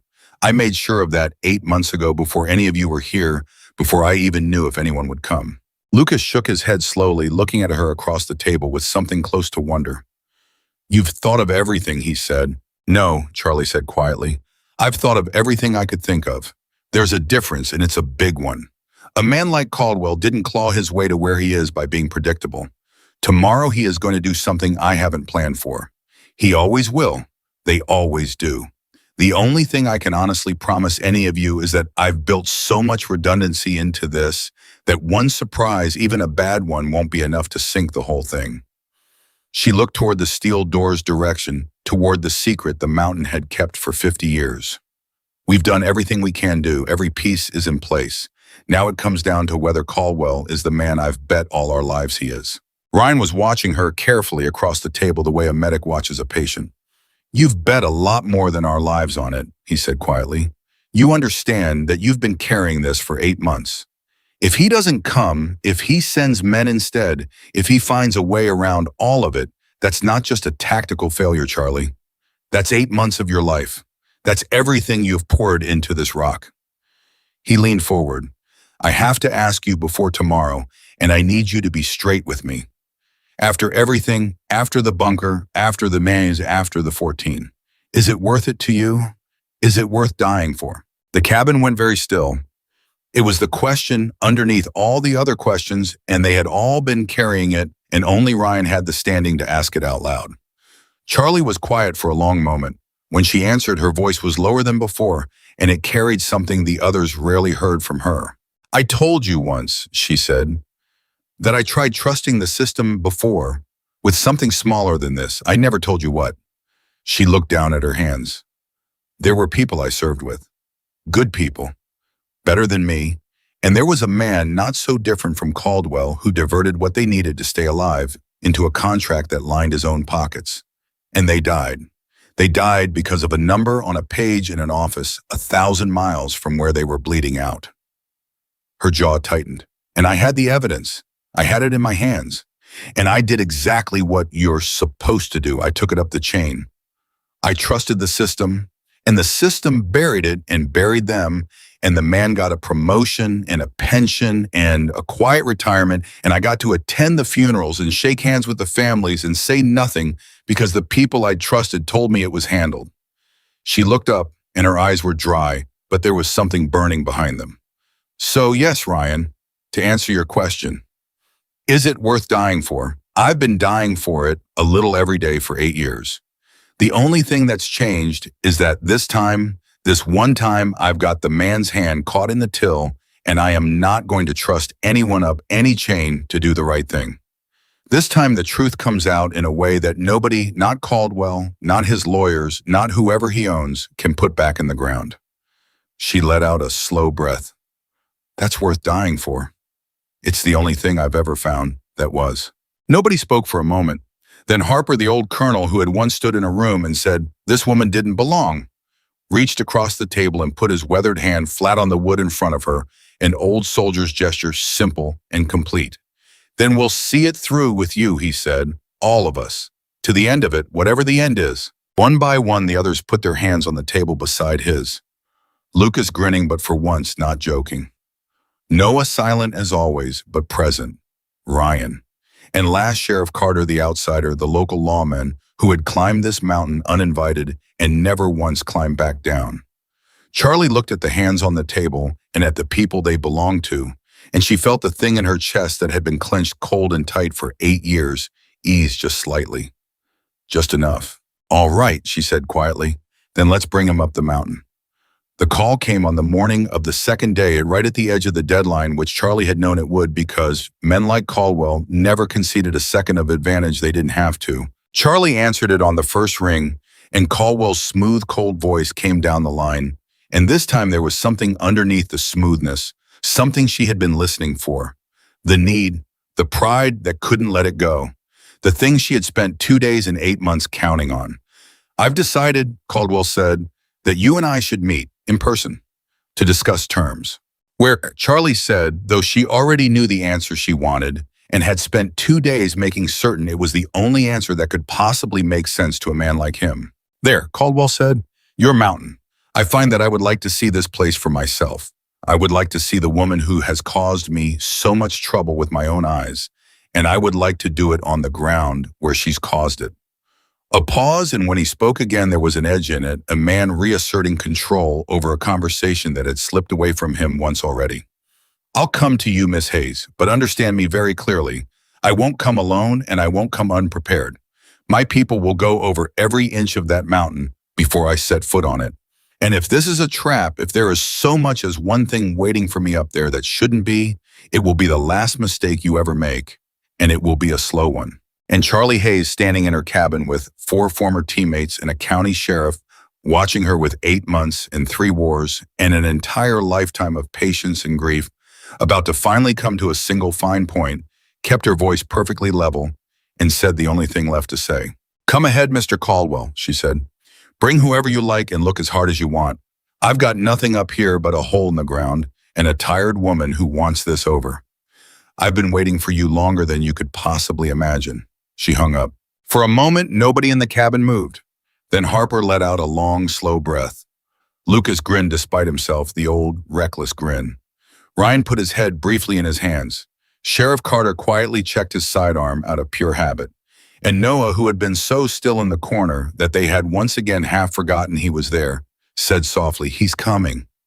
He's coming, Charlie agreed. Tomorrow, Noah said. He'll need a day to position whatever he's bringing and run his sweep.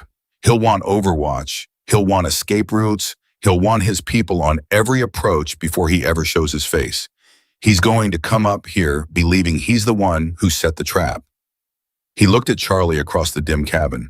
He's going to come up here believing all the way to the very end that he's in control of every piece of it. Good, Charlie said. That's exactly what he needs to believe. Right up until the moment he isn't. She walked to the window and looked out at the mountain that powerful men had believed for 50 years could bury the truth, the mountain that was about to become the place where the truth finally clawed its way back into the light. Behind her, the people who had refused to let her face this alone began quietly, methodically to make ready. And for the first time in 8 long months, Charlie Hayes was not afraid. She had carried this alone for so long that she had nearly forgotten what it felt like to have people standing at her shoulder. She had believed for years that strength meant bearing every burden by herself, that asking for help was weakness, that trust was just a slower and crueler way of being betrayed. She knew better now. The mountain had taught her, or maybe the people on it had. Whatever happens tomorrow, she said quietly, not turning from the window, I need every one of you to know something. She turned to face them, then the 4 she had served beside and the one she had only just met. 8 months ago, I'd made up my mind to die up here alone before I'd pick up a phone and ask any of you for help. I told myself that was strength. I told myself I was protecting you. She shook her head slowly. It wasn't strength. It was just loneliness wearing a uniform and calling itself a virtue. The strongest thing I ever did in my entire life wasn't holding this mountain by myself for 8 months. It was finally admitting I couldn't and dialing a number and letting you all stand beside me. She looked at each of them in turn. Ryan, who had asked only where he was needed. Lucas, who had called it a vacation. Noah, who had never planned to leave. Harper, who had driven up in the dark to say he'd been wrong. Carter, who had climbed her steps uninvited and never come down. Whatever Caldwell brings up this mountain tomorrow, she said, he's bringing it against 5 people who chose to be here, who chose it free and clear, for nothing but the truth and for each other. And there is nothing that man owns, no amount of money, no army he can hire, no judge he can buy that beats that. He's never had it. He's never once in his entire life had people who would stand on a mountain and face death beside him for no reason, but that it was right. Her voice was quiet and certain. That's the one thing all his money can't buy.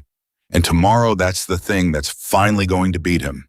Outside, the sun moved slow across the high ridges, and the long shadows of the pines stretched down the slope. And somewhere 200 miles away, the most dangerous man in the country closed a file, summoned his people, and began to prepare to come and see with his own eyes the woman who had cost him everything. He believed he was coming up the mountain to take control of a situation that had slipped away from him. He was walking instead into the one place on the whole of the earth where every word he spoke would be witnessed, recorded, and placed forever beyond his reach. And the woman waiting for him at the top of it had spent 8 months and 3 wars and an entire hard lifetime learning exactly, precisely how to wait. He came up the mountain at noon exactly when he said he would, and he came like a man who already owned it. Charlie watched the convoy from her porch. 3 black vehicles grinding up the logging trail, and she did not move, and she did not reach for a weapon. That was the whole point. Caldwell needed to see a tired, beaten woman who'd run out of options. So she gave him one. She stood there with her hands loose at her sides and let him come. His advance team had swept the mountain for 6 hours that morning. Noah's positioning had held. They'd walked within 20 feet of 2 of Harper's federal contacts and never seen a thing. They'd checked every ridge, every approach, every place a careful man would think to look, and they'd come back to Caldwell and told him the mountain was clean, the woman was alone, the only other person present was a county sheriff who appeared to be there on legitimate business. Caldwell had believed them. Why wouldn't he? His people were the best money could buy. That was the problem with the best money could buy. They could only find what money knew to look for, and money had never learned how to look for Noah Bennett. The vehicle stopped at the base of the steps. Doors open. Men in dark clothes spread out, professional, watchful, and then Richard Caldwell himself stepped out of the center vehicle, and Charlie got her first look at the man she'd been hunting in the dark for 8 months. He was smaller than she'd imagined. They always were. The monsters she'd chased her whole life were never the size of the damage they did. "Miss Hayes," Caldwell said, looking up at her from the bottom of the steps. His voice was exactly as smooth in person as it had been on the phone. "You're not what I expected."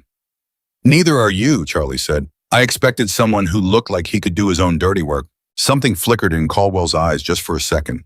He was not a man accustomed to being spoken to that way, and she'd done it on purpose, the same thing she'd done on the phone, the small needle that kept him off balance, that kept his pride engaged instead of his caution.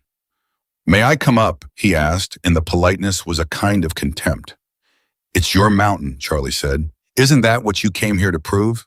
He climbed the steps. 2 of his men came with him. The rest fanned out across the yard, and down in the tree line, Charlie knew Lucas was tracking every one of them, and Noah was counting them, and Harper's people were waiting 200 yards out in positions no one had found. And Sheriff Carter stood at the corner of the porch in uniform badge, visible a county lawman present, and accounted for watching everything with the patient eyes of a man who had waited 26 years for one case that mattered. Caldwell noticed him. "Your sheriff makes me nervous, Miss Hayes." "He makes everybody nervous," Charlie said. "It's the mustache. Sheriff Carter's just here doing his job. There were some deaths on my property recently. He's investigating. You'd know about that." Another flicker. Caldwell looked at the sheriff for a long moment, calculating, and Charlie watched him decide that one old county lawman was not a threat worth aborting over. It was the second mistake he made. He was about to make several more. "Let's talk inside," Caldwell said. "No," Charlie said. "We talk out here, in the open. You brought men with guns onto my land, Mr. Caldwell. I'm not walking into an enclosed space with you. We talk right here where the sheriff can see us, or we don't talk at all, and you can go back to sending people who die in my dirt." It was a calculated risk. A man who suspected a trap would have balked. But Caldwell didn't suspect a trap because his people had swept the mountain, and the woman in front of him was tired and alone and reasonable, and asking only for the thing a guilty woman would ask for, which was safety. So he sat down in the chair she gestured to, and his men stood behind him, and Sheriff Carter stood at the corner of the porch, and a dozen hidden devices began silently to send every word to 3 places Richard Caldwell could not reach. "All right," Caldwell said. "Terms. You said you wanted a number." "I said I wanted my life back," Charlie said. "The number's how we get there. But before we talk about money, I want to understand exactly what I'm being paid to stay quiet about. Because I've read some of what's down in that bunker, Mr. Caldwell, but I haven't read all of it. 50 years is a lot of paper. So you tell me, what is it down there that's worth 14 men? What did I almost expose that made you spend that kind of blood?" And there it was, the opening. The invitation to a man who could not resist explaining to a beaten enemy exactly how far out of her depth she'd been. Caldwell smiled. "You really don't know," he said, and there was pleasure in it. Real pleasure, the pleasure of a man who has won and wants the loser to understand the full scope of the loss. "You've been guarding it for 8 months and you don't even know what you've got." "Then tell me," Charlie said. "I think I've earned that much. 14 men. Tell me what they died for." Caldwell leaned back in the chair. Behind him, his men relaxed slightly because their boss was relaxed, and that was the third mistake, the one that mattered, because Richard Caldwell, the most careful man in the defense establishment, the man who had spent 30 years building layers between himself and every word that could hurt him, leaned back in a chair on a mountain in Idaho and began with evident satisfaction to talk. That installation was built in 1961, he said. Cold War, a continuity site. And when they decommissioned it in the 80s, somebody made the decision to use it as an archive. A quiet place to keep records that certain people wanted kept, but didn't want found.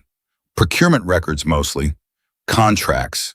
The kind of paperwork that shows exactly where the money went and where it was supposed to go and the gap between the two. He spread his hands. Do you have any idea how much money moves through defense procurement, Miss Hayes, hundreds of billions? And every dollar of it has to be accounted for on paper by someone. That bunker is where the paper went that proved the accounting was a lie. 50 years of it. The contracts that were never fulfilled. The equipment that was billed and never delivered. The shell companies. The kickbacks. The names of every man who ever skimmed a fortune off the top of the nation's defense and made sure the evidence got buried in a hole in the mountains. And your name's in there, Charlie said quietly. My name is all over it, Caldwell said, and he said it the way a man brags. My name, my mentor's name, his mentor's name. 3 generations of it. I inherited that bunker the way other men inherit a watch. It's been my responsibility to keep it buried for 20 years. And I have kept it buried, Miss Hayes, through far worse threats than one retired sniper. Until you bought a mountain you had no business buying and started poking around in a hole you had no business opening. The deaths, Charlie said, in the bunker records, the diverted equipment, the men who died because the money that should have kept them alive went into someone's pocket instead. Those are in there too. For the first time, Caldwell's smile flickered. Casualties, he said, are a part of every enterprise. And Charlie Hayes, who had attended the funerals, who had shaken the hands of the families who had carried that specific grief like a stone in her chest for 8 years, looked at the small, smooth man in the chair and felt something go very cold and very still inside her. But she didn't move. She'd waited 8 months. She could wait 8 more minutes. So that's the deal, she said. I stay quiet about 3 generations of stolen fortunes and the men who died to make them. And in exchange, Caldwell said, you live and you become wealthy. I'm a generous man, Miss Hayes, to people who understand their position. Name a number. We both know you're going to take it because the alternative is that I leave this mountain and you have an accident and the bunker has a fire and in 6 months no one remembers either of you existed. He leaned forward. I genuinely prefer the first option. You're an impressive woman. It would be a waste. But make no mistake about which one we're choosing here. I came up this mountain personally to make sure you understood that there is no version of this where you win. There's only the version where you're paid and the version where you're erased. Those are the only 2 doors in the room. The porch was very quiet, and then Charlie Hayes smiled, and it was not the smile of a beaten woman, and Richard Caldwell saw it. And for the first time since he'd stepped out of the vehicle, something cold moved through him. There's a 3rd door, Charlie said. She didn't raise her voice. She didn't reach for a weapon. She simply turned her head slightly and spoke to the man standing at the corner of the porch. Sheriff Carter, she said, did you hear all that? Every word, Carter said, and he stepped forward off the corner, and his hand was already resting on his sidearm. Richard Caldwell, you're under arrest for conspiracy to commit murder, for solicitation of murder, and for about 40 other things my office is going to spend the next year writing down. You have the right to remain silent. I'd strongly advise you to start using it.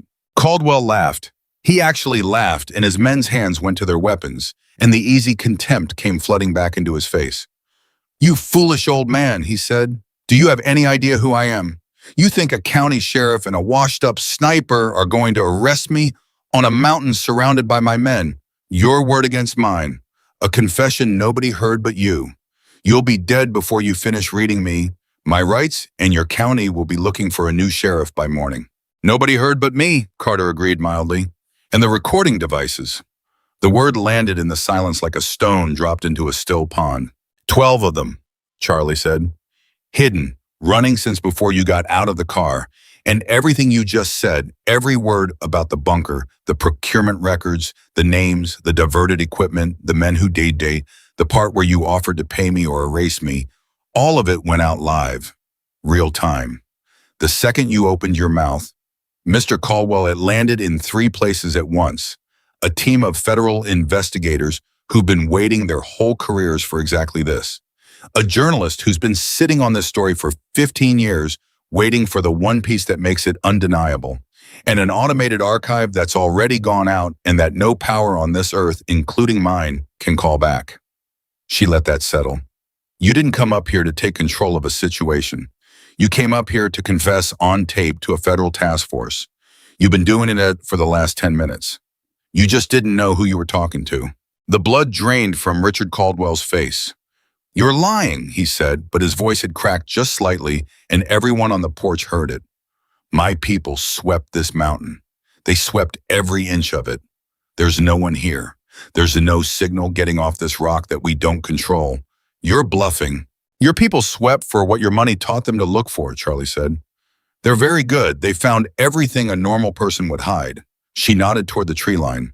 "They just didn't find my people, because my people don't hide the way money expects them to hide." And out of the tree line in positions, Caldwell's 6-hour sweep had walked past twice. Harper's federal contacts rose up, weapons leveled, and behind Caldwell's vehicles, two more appeared where there had been nothing.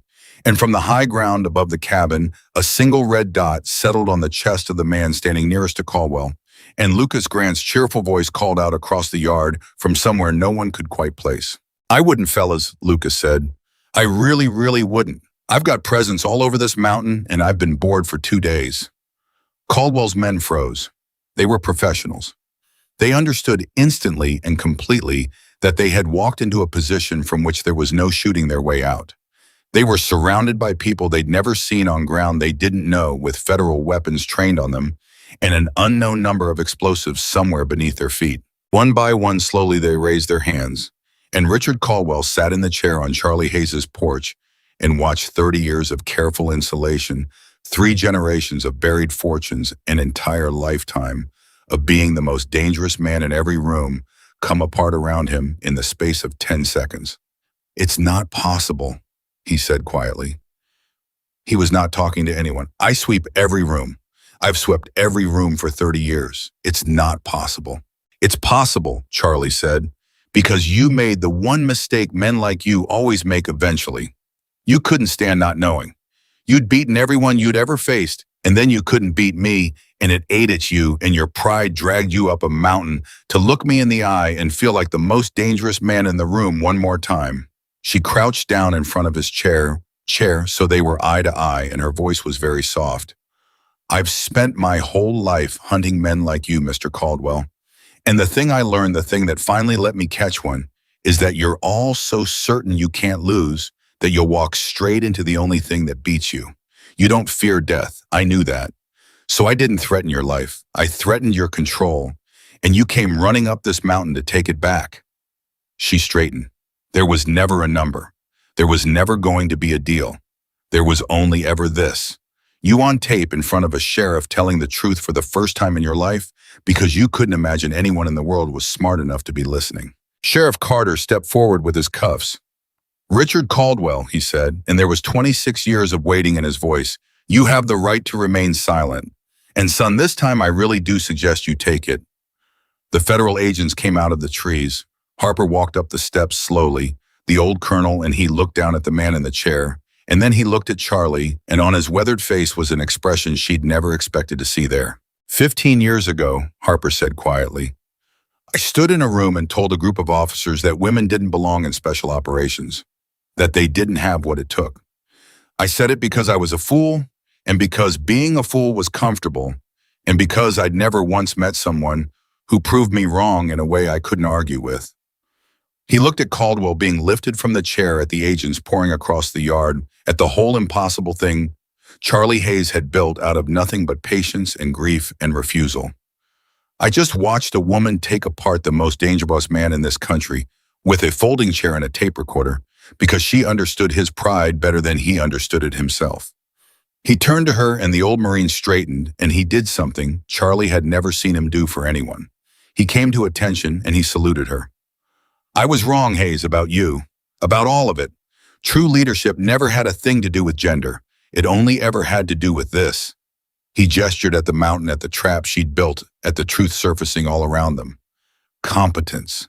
And the courage to let good people stand beside you. I'm sorry it took me 15 years to learn it. I'm honored I got to learn it from you. Charlie returned the salute because some things you don't refuse, and then she put her hand out instead, and the old colonel took it, and they shook hands like equals, which was all either of them had ever needed to be. It took the rest of the day to bring it all out. The federal team went into the bunker, and what they found down there in the sealed Cold War dark was worse than even Charlie had known. 50 years of it, 3 generations of stolen fortunes documented in the careful handwriting of men who'd been certain it would never see daylight. The names began going out that same night to the journalists, to the task force, to a country that had never imagined how deep the rot ran beneath its own defense. By morning, the story had broken, and by the morning after that, it was the only story anyone was talking about. And the careful machine that Richard Caldwell had spent 30 years building came apart layer by layer by layer, exactly the way he'd built it. He never did walk. That was the thing. His lawyers couldn't fix the thing. All the money in the world couldn't argue into a fog. There was no shell company to hide behind, no contractor to take the fall, no number with enough zeros to make it disappear. There was only Richard Caldwell on tape on a mountain, confessing to a sheriff because his pride couldn't imagine being outmaneuvered by a woman he had already beaten in his own mind. It was, his lawyers agreed, the most thorough self-destruction any of them had ever witnessed. He'd done it to himself with his own mouth in under 10 minutes. And the men whose names came out of that bunker, the contractors and the intelligence men, and the politicians and the executives, 3 generations of them found over the following months that the hole they'd buried the truth in had become the place the truth came roaring out of, and there was no putting it back. For the first time in 50 years, the people responsible began to answer for it. Charlie stood on her porch a week later in the early morning with a cup of coffee that was for once still warm and watched the sun come up over the Idaho ridges. The mountain was quiet again. The federal teams had gone. The bunker was empty now, its 50 years of secrets carried off into evidence rooms and courtrooms and front pages. There was nothing left up here to guard. Ryan came and stood beside her. He'd stayed the way they'd all stayed through the long days of statements and investigators and the slow, careful work of making sure none of it could ever be buried again. You could leave now, he said. There's nothing here to protect anymore. You won. You could go anywhere, do anything. Charlie thought about that. She looked out at the mountain that powerful men had believed could bury the truth. The mountain that had instead become the place where the truth finally surfaced. The mountain that had never once belonged to the criminals who came to take it. I'm going to stay, she said. I'm going to grow those tomatoes I came up here to grow. I'm going to watch some sunsets. I'm going to learn what it's like to live somewhere that isn't a battlefield. She took a sip of coffee. But I'm not going to do it alone. That was the lesson, Ryan. That was the whole lesson, and it took me 8 years in a mountain to learn it. I spent so long believing that carrying everything by myself was strength, that asking for help was failure, that trust was just a slower way of getting hurt. She turned to look at him, at the man who'd answered the phone after 6 years of silence and asked only where he was needed. It wasn't strength. It was just being alone and calling it something noble so it wouldn't hurt as much. Real strength is the part I almost never got to. It's letting the people you trust stand beside you when the thing you're carrying gets bigger than one person can hold. Down in the yard, Lucas was arguing cheerfully with Noah about something, and Harper was laughing, actually laughing, and Sheriff Carter was leaning against his county truck with the easy posture of a man who had finally, after 26 years, gotten to be the part of the law that mattered. They had all stayed, for a few more days at least. And some of them Charlie suspected would keep coming back the way people do when they've stood beside each other in the place where it counted. The realtor told me this mountain had no history, Charlie said quietly, watching them. Empty range, nobody ever lived here. That's why it was cheap. She smiled, and it was a real smile, the kind she hadn't had in her in years. Turns out it had more history than the whole country, and now it's got a new one. The place where the truth came back up out of the ground, and the people who made it happen found out they didn't have to do it alone. The sun cleared the ridge line, and the light came pouring down the slope across the yard, across the people gathered there, across the woman who had once been dismissed as a quiet veteran, hiding from the world, and had instead become the single person who changed the course of a national reckoning. The criminals had believed the mountain was theirs for the taking. They had been catastrophically wrong. The mountain had never belonged to them, and it never would. It belonged the way the truth itself belongs to the person willing to protect it at any cost, and to the people brave enough to stand beside her when the cost came due. Charlie Hayes finished her coffee, set down the cup, and walked down the steps to join her people in the morning light. She had carried the weight alone for long enough. She would never have to carry it alone again. And that in the end was the only victory that had ever mattered. The trial took 14 months, and Charlie Hayes attended every single day of it. She hadn't planned to. After the federal teams cleared the mountain and the names started going out, she'd told herself she was done, that she'd given enough, that she could finally let the system carry the weight. It had refused to carry the first time. But on the morning the first proceedings began, she found herself in a borrowed suit sitting in a courtroom in Boise, watching Richard Caldwell walk in, wearing a suit that cost more than her truck. And she understood that she had to be there. Not to gloat, she had never once felt the urge to gloat. She had to be there because 8 years ago she'd attended funerals for men who died because of a number on a page, and nobody had ever sat in a courtroom and answered for it. This time someone would, and she was going to watch. Ryan came with her on the first day. Understudy. He sat beside her in the gallery in his own borrowed suit, looking deeply uncomfortable, the way big men always look in places where they can't move. And when Caldwell was led to the defense table, Ryan leaned over and said quietly, "He looks smaller than he did on the mountain." "They always do," Charlie said, "once the room stops belonging to them." And the room did not belong to Richard Caldwell anymore. That was the thing Charlie noticed first, the thing that struck her in the chest harder than she'd expected. For 30 years, this man had walked into every room and owned it, bent it to his will, made everyone in it smaller just by being there. But a courtroom belongs to the law, and the law had finally caught up with him, and you could see it in the way he sat, in the small movements of his hands, in the way his eyes kept going to the door, as if some part of him still believed a phone call was coming that would make this all go away. No phone call came. Charlie had made certain of that. The tape was played on the third day. The prosecutor stood up and told the jury they were about to hear the defendant in his own voice on the mountain, and then she pressed a button, and Richard Caldwell's smooth, confident voice filled the courtroom, talking about the bunker, about the procurement records, about 3 generations of stolen fortunes, about casualties being a part of every enterprise. Charlie watched the jury's faces while it played. She watched them go from neutral to disturbed to something colder and harder, and she watched Caldwell himself sit at the defense table with his jaw tight and his eyes fixed on the middle distance, listening to the most damning words ever spoken in an American courtroom, and all of them his own. When the tape reached the part where he offered to pay her or erase her, a woman in the second row of the jury box put her hand over her mouth. That was the moment Charlie knew. That single small gesture. That was the moment the verdict was decided 14 months before it would be read. Sheriff Daniel Carter testified for 2 full days. He was magnificent. 26 years of writing tickets and pulling drunks out of ditches, had it turned out, prepared him perfectly for this, because there was nothing the defense could throw at him that rattled the calm certainty of a man who had finally, at the end of his career, gotten to be the part of the law that mattered. They tried to make him look like a small-town fool and over his head. He looked at the lawyer doing it and said in his slow, steady drawl, "Son, I've been the law in my county for 26 years. I know exactly what I heard. I know exactly what I saw, and I know exactly what I'm doing here. The only one in this room who seems confused about any of that is you." The gallery laughed. The judge didn't gavel it down right away, which told Charlie which way the wind was blowing in that room too.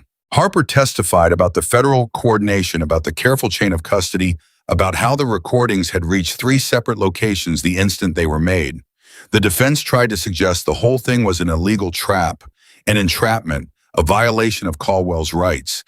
Harper, the old Marine, looked at them the way he might look at a private who'd shown up to formation with his boots untied. "Entrapment," Harper said, "is when you convince a man to commit a crime he wouldn't otherwise commit." Nobody convinced Richard Caldwell of anything. He came up that mountain of his own free will, swept it with his own people, sat down in a chair, and confessed to 30 years of crimes because he could not conceive of a world in which a woman had outthought him. That's not entrapment, counselor. That's pride. And the last time I checked, pride still isn't a defense in an American court. The journalist, a woman Charlie had trusted for 15 years, had broken the story in 3 parts over the course of a week, and by the time the trial began, the whole country knew the shape of it. The bunker, the 50 years of buried records, the 3 generations of men who turned the nation's defense into a private bank account and buried the proof in a hole in the Idaho mountains. The story was bigger than Caldwell now. His arrest had been the thread, and the country had spent 14 months pulling on it, and the whole rotten tapestry had come apart. Contractors indicted. Intelligence officials forced to testify before Congress. Politicians who'd taken the money discovering that the money came with a paper trail none of them had known existed because the man who'd kept the paper trail had never imagined it would surface. Charlie watched it all with a strange, quiet feeling she took a long time to identify. It wasn't triumph. She told Lucas once that she'd killed too many men to ever feel triumph, and that was still true. It wasn't even satisfaction exactly. It was something closer to peace, the kind of peace that comes not from winning, but from finally, after years, setting down a weight you'd carried so long you'd forgotten it wasn't part of your body. The men she'd buried 8 years ago, the funerals she'd attended in silence, the evidence she'd taken up the chain and watched disappear. For 8 years, she'd carried the knowledge that the system didn't work, that the powerful didn't answer, that trust was just a slower way of being betrayed. And now, sitting in a courtroom in Boise, she watched the system work. Not perfectly, not cleanly, but it worked because this time she hadn't trusted it to work on its own. This time she'd built something it couldn't ignore. That was the lesson. It had taken her 8 years in a mountain to learn it. The system didn't fail because it was the system. It failed when good people handed it the truth and walked away trusting it to do the right thing on its own. The truth needed people willing to stand behind it, people willing to make it undeniable, people willing to stay in the room. So she stayed in the room. 14 months of it. The verdict came down on a gray morning in late autumn. The jury was out for less than a day, which everyone said was extraordinary for a case that complex. And when they filed back in, Charlie was sitting in her usual seat in the gallery, and Ryan was beside her, and Harper was on her other side. And Sheriff Carter had driven all the way down from his county to be there. And Lucas and Noah were 2 rows back because they had all in their own way never quite finished standing beside her. The foreman stood up. It was the woman from the second row, the one who'd put her hand over her mouth when the tape played. On the charge of conspiracy to commit murder, she read, "We find the defendant guilty." Charlie did not move. On the charge of solicitation of murder, we find the defendant guilty. She felt Ryan's hand close over hers. The foreman kept writing. The list was long. It took a while. Guilty and guilty and guilty, count after count after count, 30 years of crimes finally given their names, and with each one, Charlie felt something in her chest that she'd carried for 8 years grow a little lighter, a little looser, until by the end of it, she could breathe in a way she hadn't been able to breathe since before the funerals. Richard Caldwell did not react. He sat at the defense table and stared at the middle distance and did not move, and Charlie understood that for a man like him, this was the death he'd never feared made real. Not the end of his life, the end of his control, the end of being the most dangerous man in every room. He would spend the rest of his years in a place where he owned nothing and controlled no one, and for Richard Caldwell, that was worse than any bullet. When it was done, when the judge had thanked the jury and the bailiffs had come to take Caldwell away, the small, smooth man paused as they led him past the gallery, and he looked at Charlie, really looked at her for the first time since the mountain. "How," he said, "it was barely a word. 30 years. How did you know I'd come?" And Charlie, who had hunted men like him her whole life, who had finally caught one, looked back at him with no anger and no triumph, only a kind of weary clarity. "Because you couldn't imagine losing," she said quietly. "And a man who can't imagine losing has already lost. He just doesn't know it yet." They led him away. He didn't look back. Outside the courthouse on the steps, the others were waiting for her, and so were the cameras. And so was the journalist, and so was a crowd that had gathered to see the woman who'd done what nobody thought could be done. Charlie stopped at the top of the steps and looked at all of it, and for a moment she wanted to turn around and go out the back and disappear the way she'd disappeared up a mountain 8 months before all this began. But she didn't, because disappearing was the old lesson, the wrong one, the loneliness that called itself strength. So she walked down the steps to where her people were waiting, and she let the cameras see her, and when the journalist asked her if she had anything to say, she thought about it for a moment, and then she said the only thing that mattered. For 50 years, Charlie said, powerful men believed that if you buried the truth deep enough in a hole far enough from anyone who'd care, it would stay buried. They were wrong. The truth doesn't rot. It waits. And eventually it finds someone willing to dig it up and carry it into the light no matter what it costs. She looked at the men beside her. I didn't do this alone. I want that to be very clear. I spent 8 months thinking I had to, and I was wrong about that too. The only reason any of this happened is that good people decided to stand beside each other when it counted. That's the whole story. That's the only story there ever is. And then she walked away from the cameras with her people around her, and she went home to her mountain. The years that followed were quieter than any Charlie Hayes had known. She grew the tomatoes. It turned out she was bad at it the first year and lost most of the crop to a late frost she should have seen coming, and Ryan, who came up most months, laughed at her so hard he had to sit down. 30 years a sniper, he said, wiping his eyes. You can put a round through a man's eye at 1,500 yards, and you can't keep a tomato alive. The second year she did better. The third year she had more tomatoes than any reasonable person could eat, and she gave them away to the whole county, dropping baskets on porches, and the people of the valley, who had once been wary of the mysterious woman on the mountain, came to know her as the lady with the impossible garden and the terrible coffee. The mountain changed. The bunker was sealed for good, its records gone, its secret finally surrendered. The federal government, in a rare fit of decency, paid to repair the damage the land thieves had done all those years ago, replaced the poison stream's ecosystem, restored the fences, and quietly granted Charlie clear title to land that no one would ever again pretend was abandoned. The deer came back, the water ran clean, and the mountain that powerful men had believed could bury the truth became instead just a mountain, again a beautiful one, where a tired woman finally learned how to live. They came back, all of them. That was the part Charlie had never expected. Ryan came most often, and after the second year, he stopped pretending it was to check on her and admitted he just liked the quiet, liked the mountain, liked sitting on the porch with a woman who'd known him before the war, broke them both, and didn't need him to explain a single thing. He set up a small clinic in the valley, the nearest one for 40 miles, and the people of the county came to depend on the combat medic who'd patched up men under fire and now patched up farmers and children and old men with bad hearts and who hummed old country songs while he worked the same way he always had.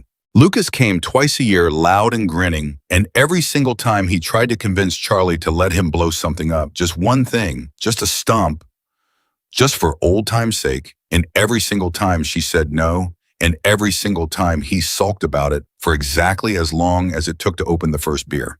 He'd found work he could believe in, clearing old munitions from places where wars had ended, but the danger hadn't making safe the ground that other men had made deadly, and it suited him because Lucas Grant had only ever wanted to use what he knew to keep people alive instead of the other way around. Noah came without warning the way he always had, appearing on the porch when no one had heard a vehicle, sitting quietly for a few days, and then gone again just as silently. He never said much, he never needed to. He'd spent his whole career being invisible, and he'd finally found a place where being invisible felt like peace instead of loneliness. And that place was a mountain in Idaho where a woman he'd helped save understood that the quiet ones needed somewhere to be quiet too. Sheriff Carter retired the year after the trial, 27 years on the job, and the county threw him a party that half the valley attended. And when they asked him to say a few words, he told the story of the one case that mattered, the woman on the mountain, and the most dangerous man in the country, and the folding chair, and the tape recorder, and he told it so well that grown men cried.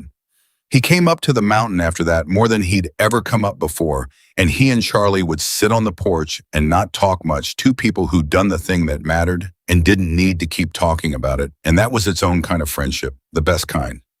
The kind that doesn't need words to fill the silence. And Harper, old Colonel Harper, who'd stood in a room 15 years ago and said a woman didn't belong, who'd driven up the mountain in the dark to say he'd been wrong, who'd saluted her on a porch with federal agents pouring across the yard.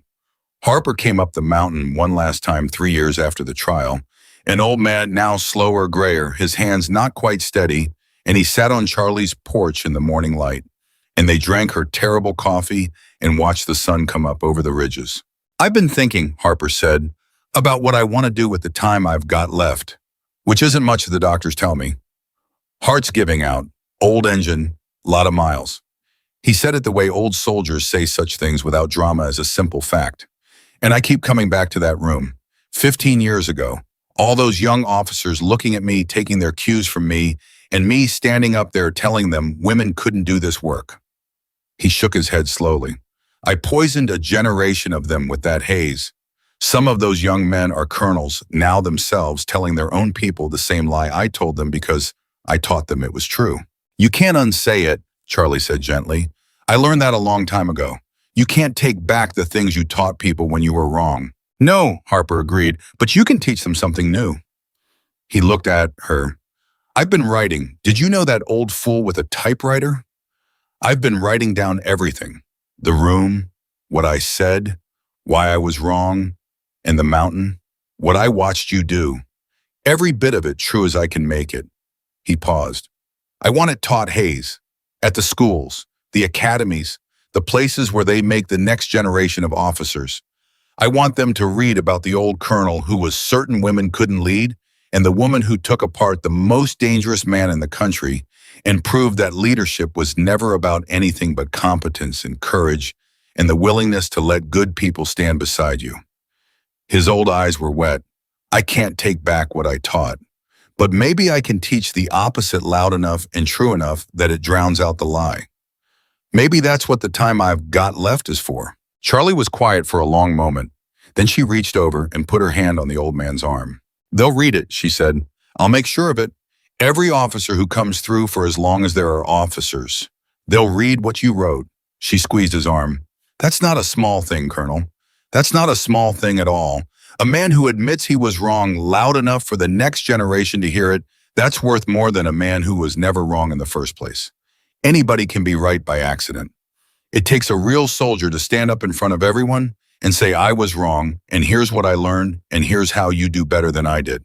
Harper nodded, and he didn't trust himself to speak for a moment, and the two of them sat in the morning light and watched the sun clear the ridge. He died that winter peacefully in his sleep. His writings were published, and then they were taught, just as Charlie had promised, at the academies and the schools, and a generation of young officers learned the story of the old colonel and the woman on the mountain, and learned that the only thing that had ever mattered about leadership was competence and courage and trust. Charlie spoke at his funeral. She didn't say much. She'd never been one for speeches, but she said the thing that mattered. He was wrong about me once, she said, standing over the grave of the man who doubted her and then spent the last years of his life making it right. And then he spent 15 years becoming the kind of man who could admit it. I've known a lot of people who were right their whole lives and never grew an inch. William Harper was wrong, and then he grew more than any man I ever met. That's the harder thing. That's the better thing. I was proud to call him my friend. I'm prouder still that he called me his. And then she went home to her mountain. On the 10th anniversary of the day, Mason Briggs cut her fence and poisoned her stream, and believed a woman alone would be easy. Charlie Hayes sat on her porch in the early morning with a cup of coffee that was for once still warm. The garden was heavy with tomatoes. The stream ran clean. The deer moved through the tree line in the gray light unafraid because nothing on this mountain had hunted them in 10 years. Ryan was inside making breakfast because he'd more or less moved up to the valley for good and came up most mornings now, and the smell of it drifted out through the open door.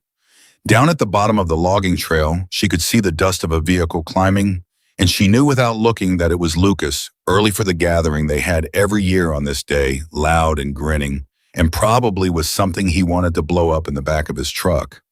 Noah would appear sometime today, silently, the way he always did. Carter would drive up after lunch. They came every year on this day, the people who had stood beside her, to mark the day it all began, and to remember the days that followed. Charlie sipped her coffee and watched the sun come up over the Idaho ridges, and she thought about the woman she'd been 10 years ago, the one who'd come up this mountain to disappear, the one who'd decided it was better to die alone than to ask for help, the one who'd believed that carrying everything by herself was the only kind of strength there was. She'd been so wrong about all of it.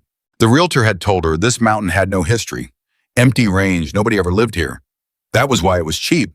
And it had turned out to have more history than the whole country, 50 years of buried truth and 3 generations of buried crime and Charlie Hayes had dug it up and carried it into the light at a cost she'd been willing to pay alone. But she hadn't paid it alone. That was the thing she understood now, sitting on her porch in the morning light, with breakfast cooking and her people climbing the mountain to be with her. She hadn't paid it alone because the moment she'd finally found the strength to pick up the phone, she discovered that the weight she'd thought would crush one person was nothing at all when good people carried it together. That was the real history of the mountain now. Not the bunker, not the crimes, not even the trial. The real history was the people who'd climbed it when she asked, and the people who kept climbing it still year after year because they'd stood beside each other in the place where it counted and discovered they never wanted to stop. Ryan came out onto the porch with 2 plates and handed her one and sat down beside her, and down the trail, Lucas's truck pulled into the yard, and the loud grinning man climbed out and called up to the porch. "The ghost lives 10 years and you still make terrible coffee." And Charlie laughed a real laugh, the kind that came easy now. The sun cleared the ridge line and the light came pouring down the slope across the garden, and the clean stream, and the unafraid deer across the people gathering in the yard, across the woman who had once been dismissed as a quiet veteran, hiding from the world, and had become instead the person who proved that the truth always surfaces and that no one ever has to carry it alone. The mountain had never belonged to the criminals who came to take it. It had never belonged to the powerful men who believed they could bury the truth beneath it. It belonged the way the truth itself belongs to the person willing to protect it at any cost.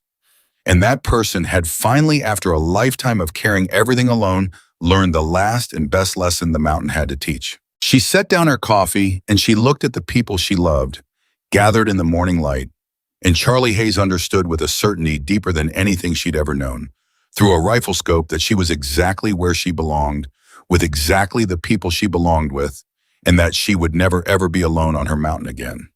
The sun rose, the coffee was warm, her people were home, and that in the end was the only victory that had ever truly mattered.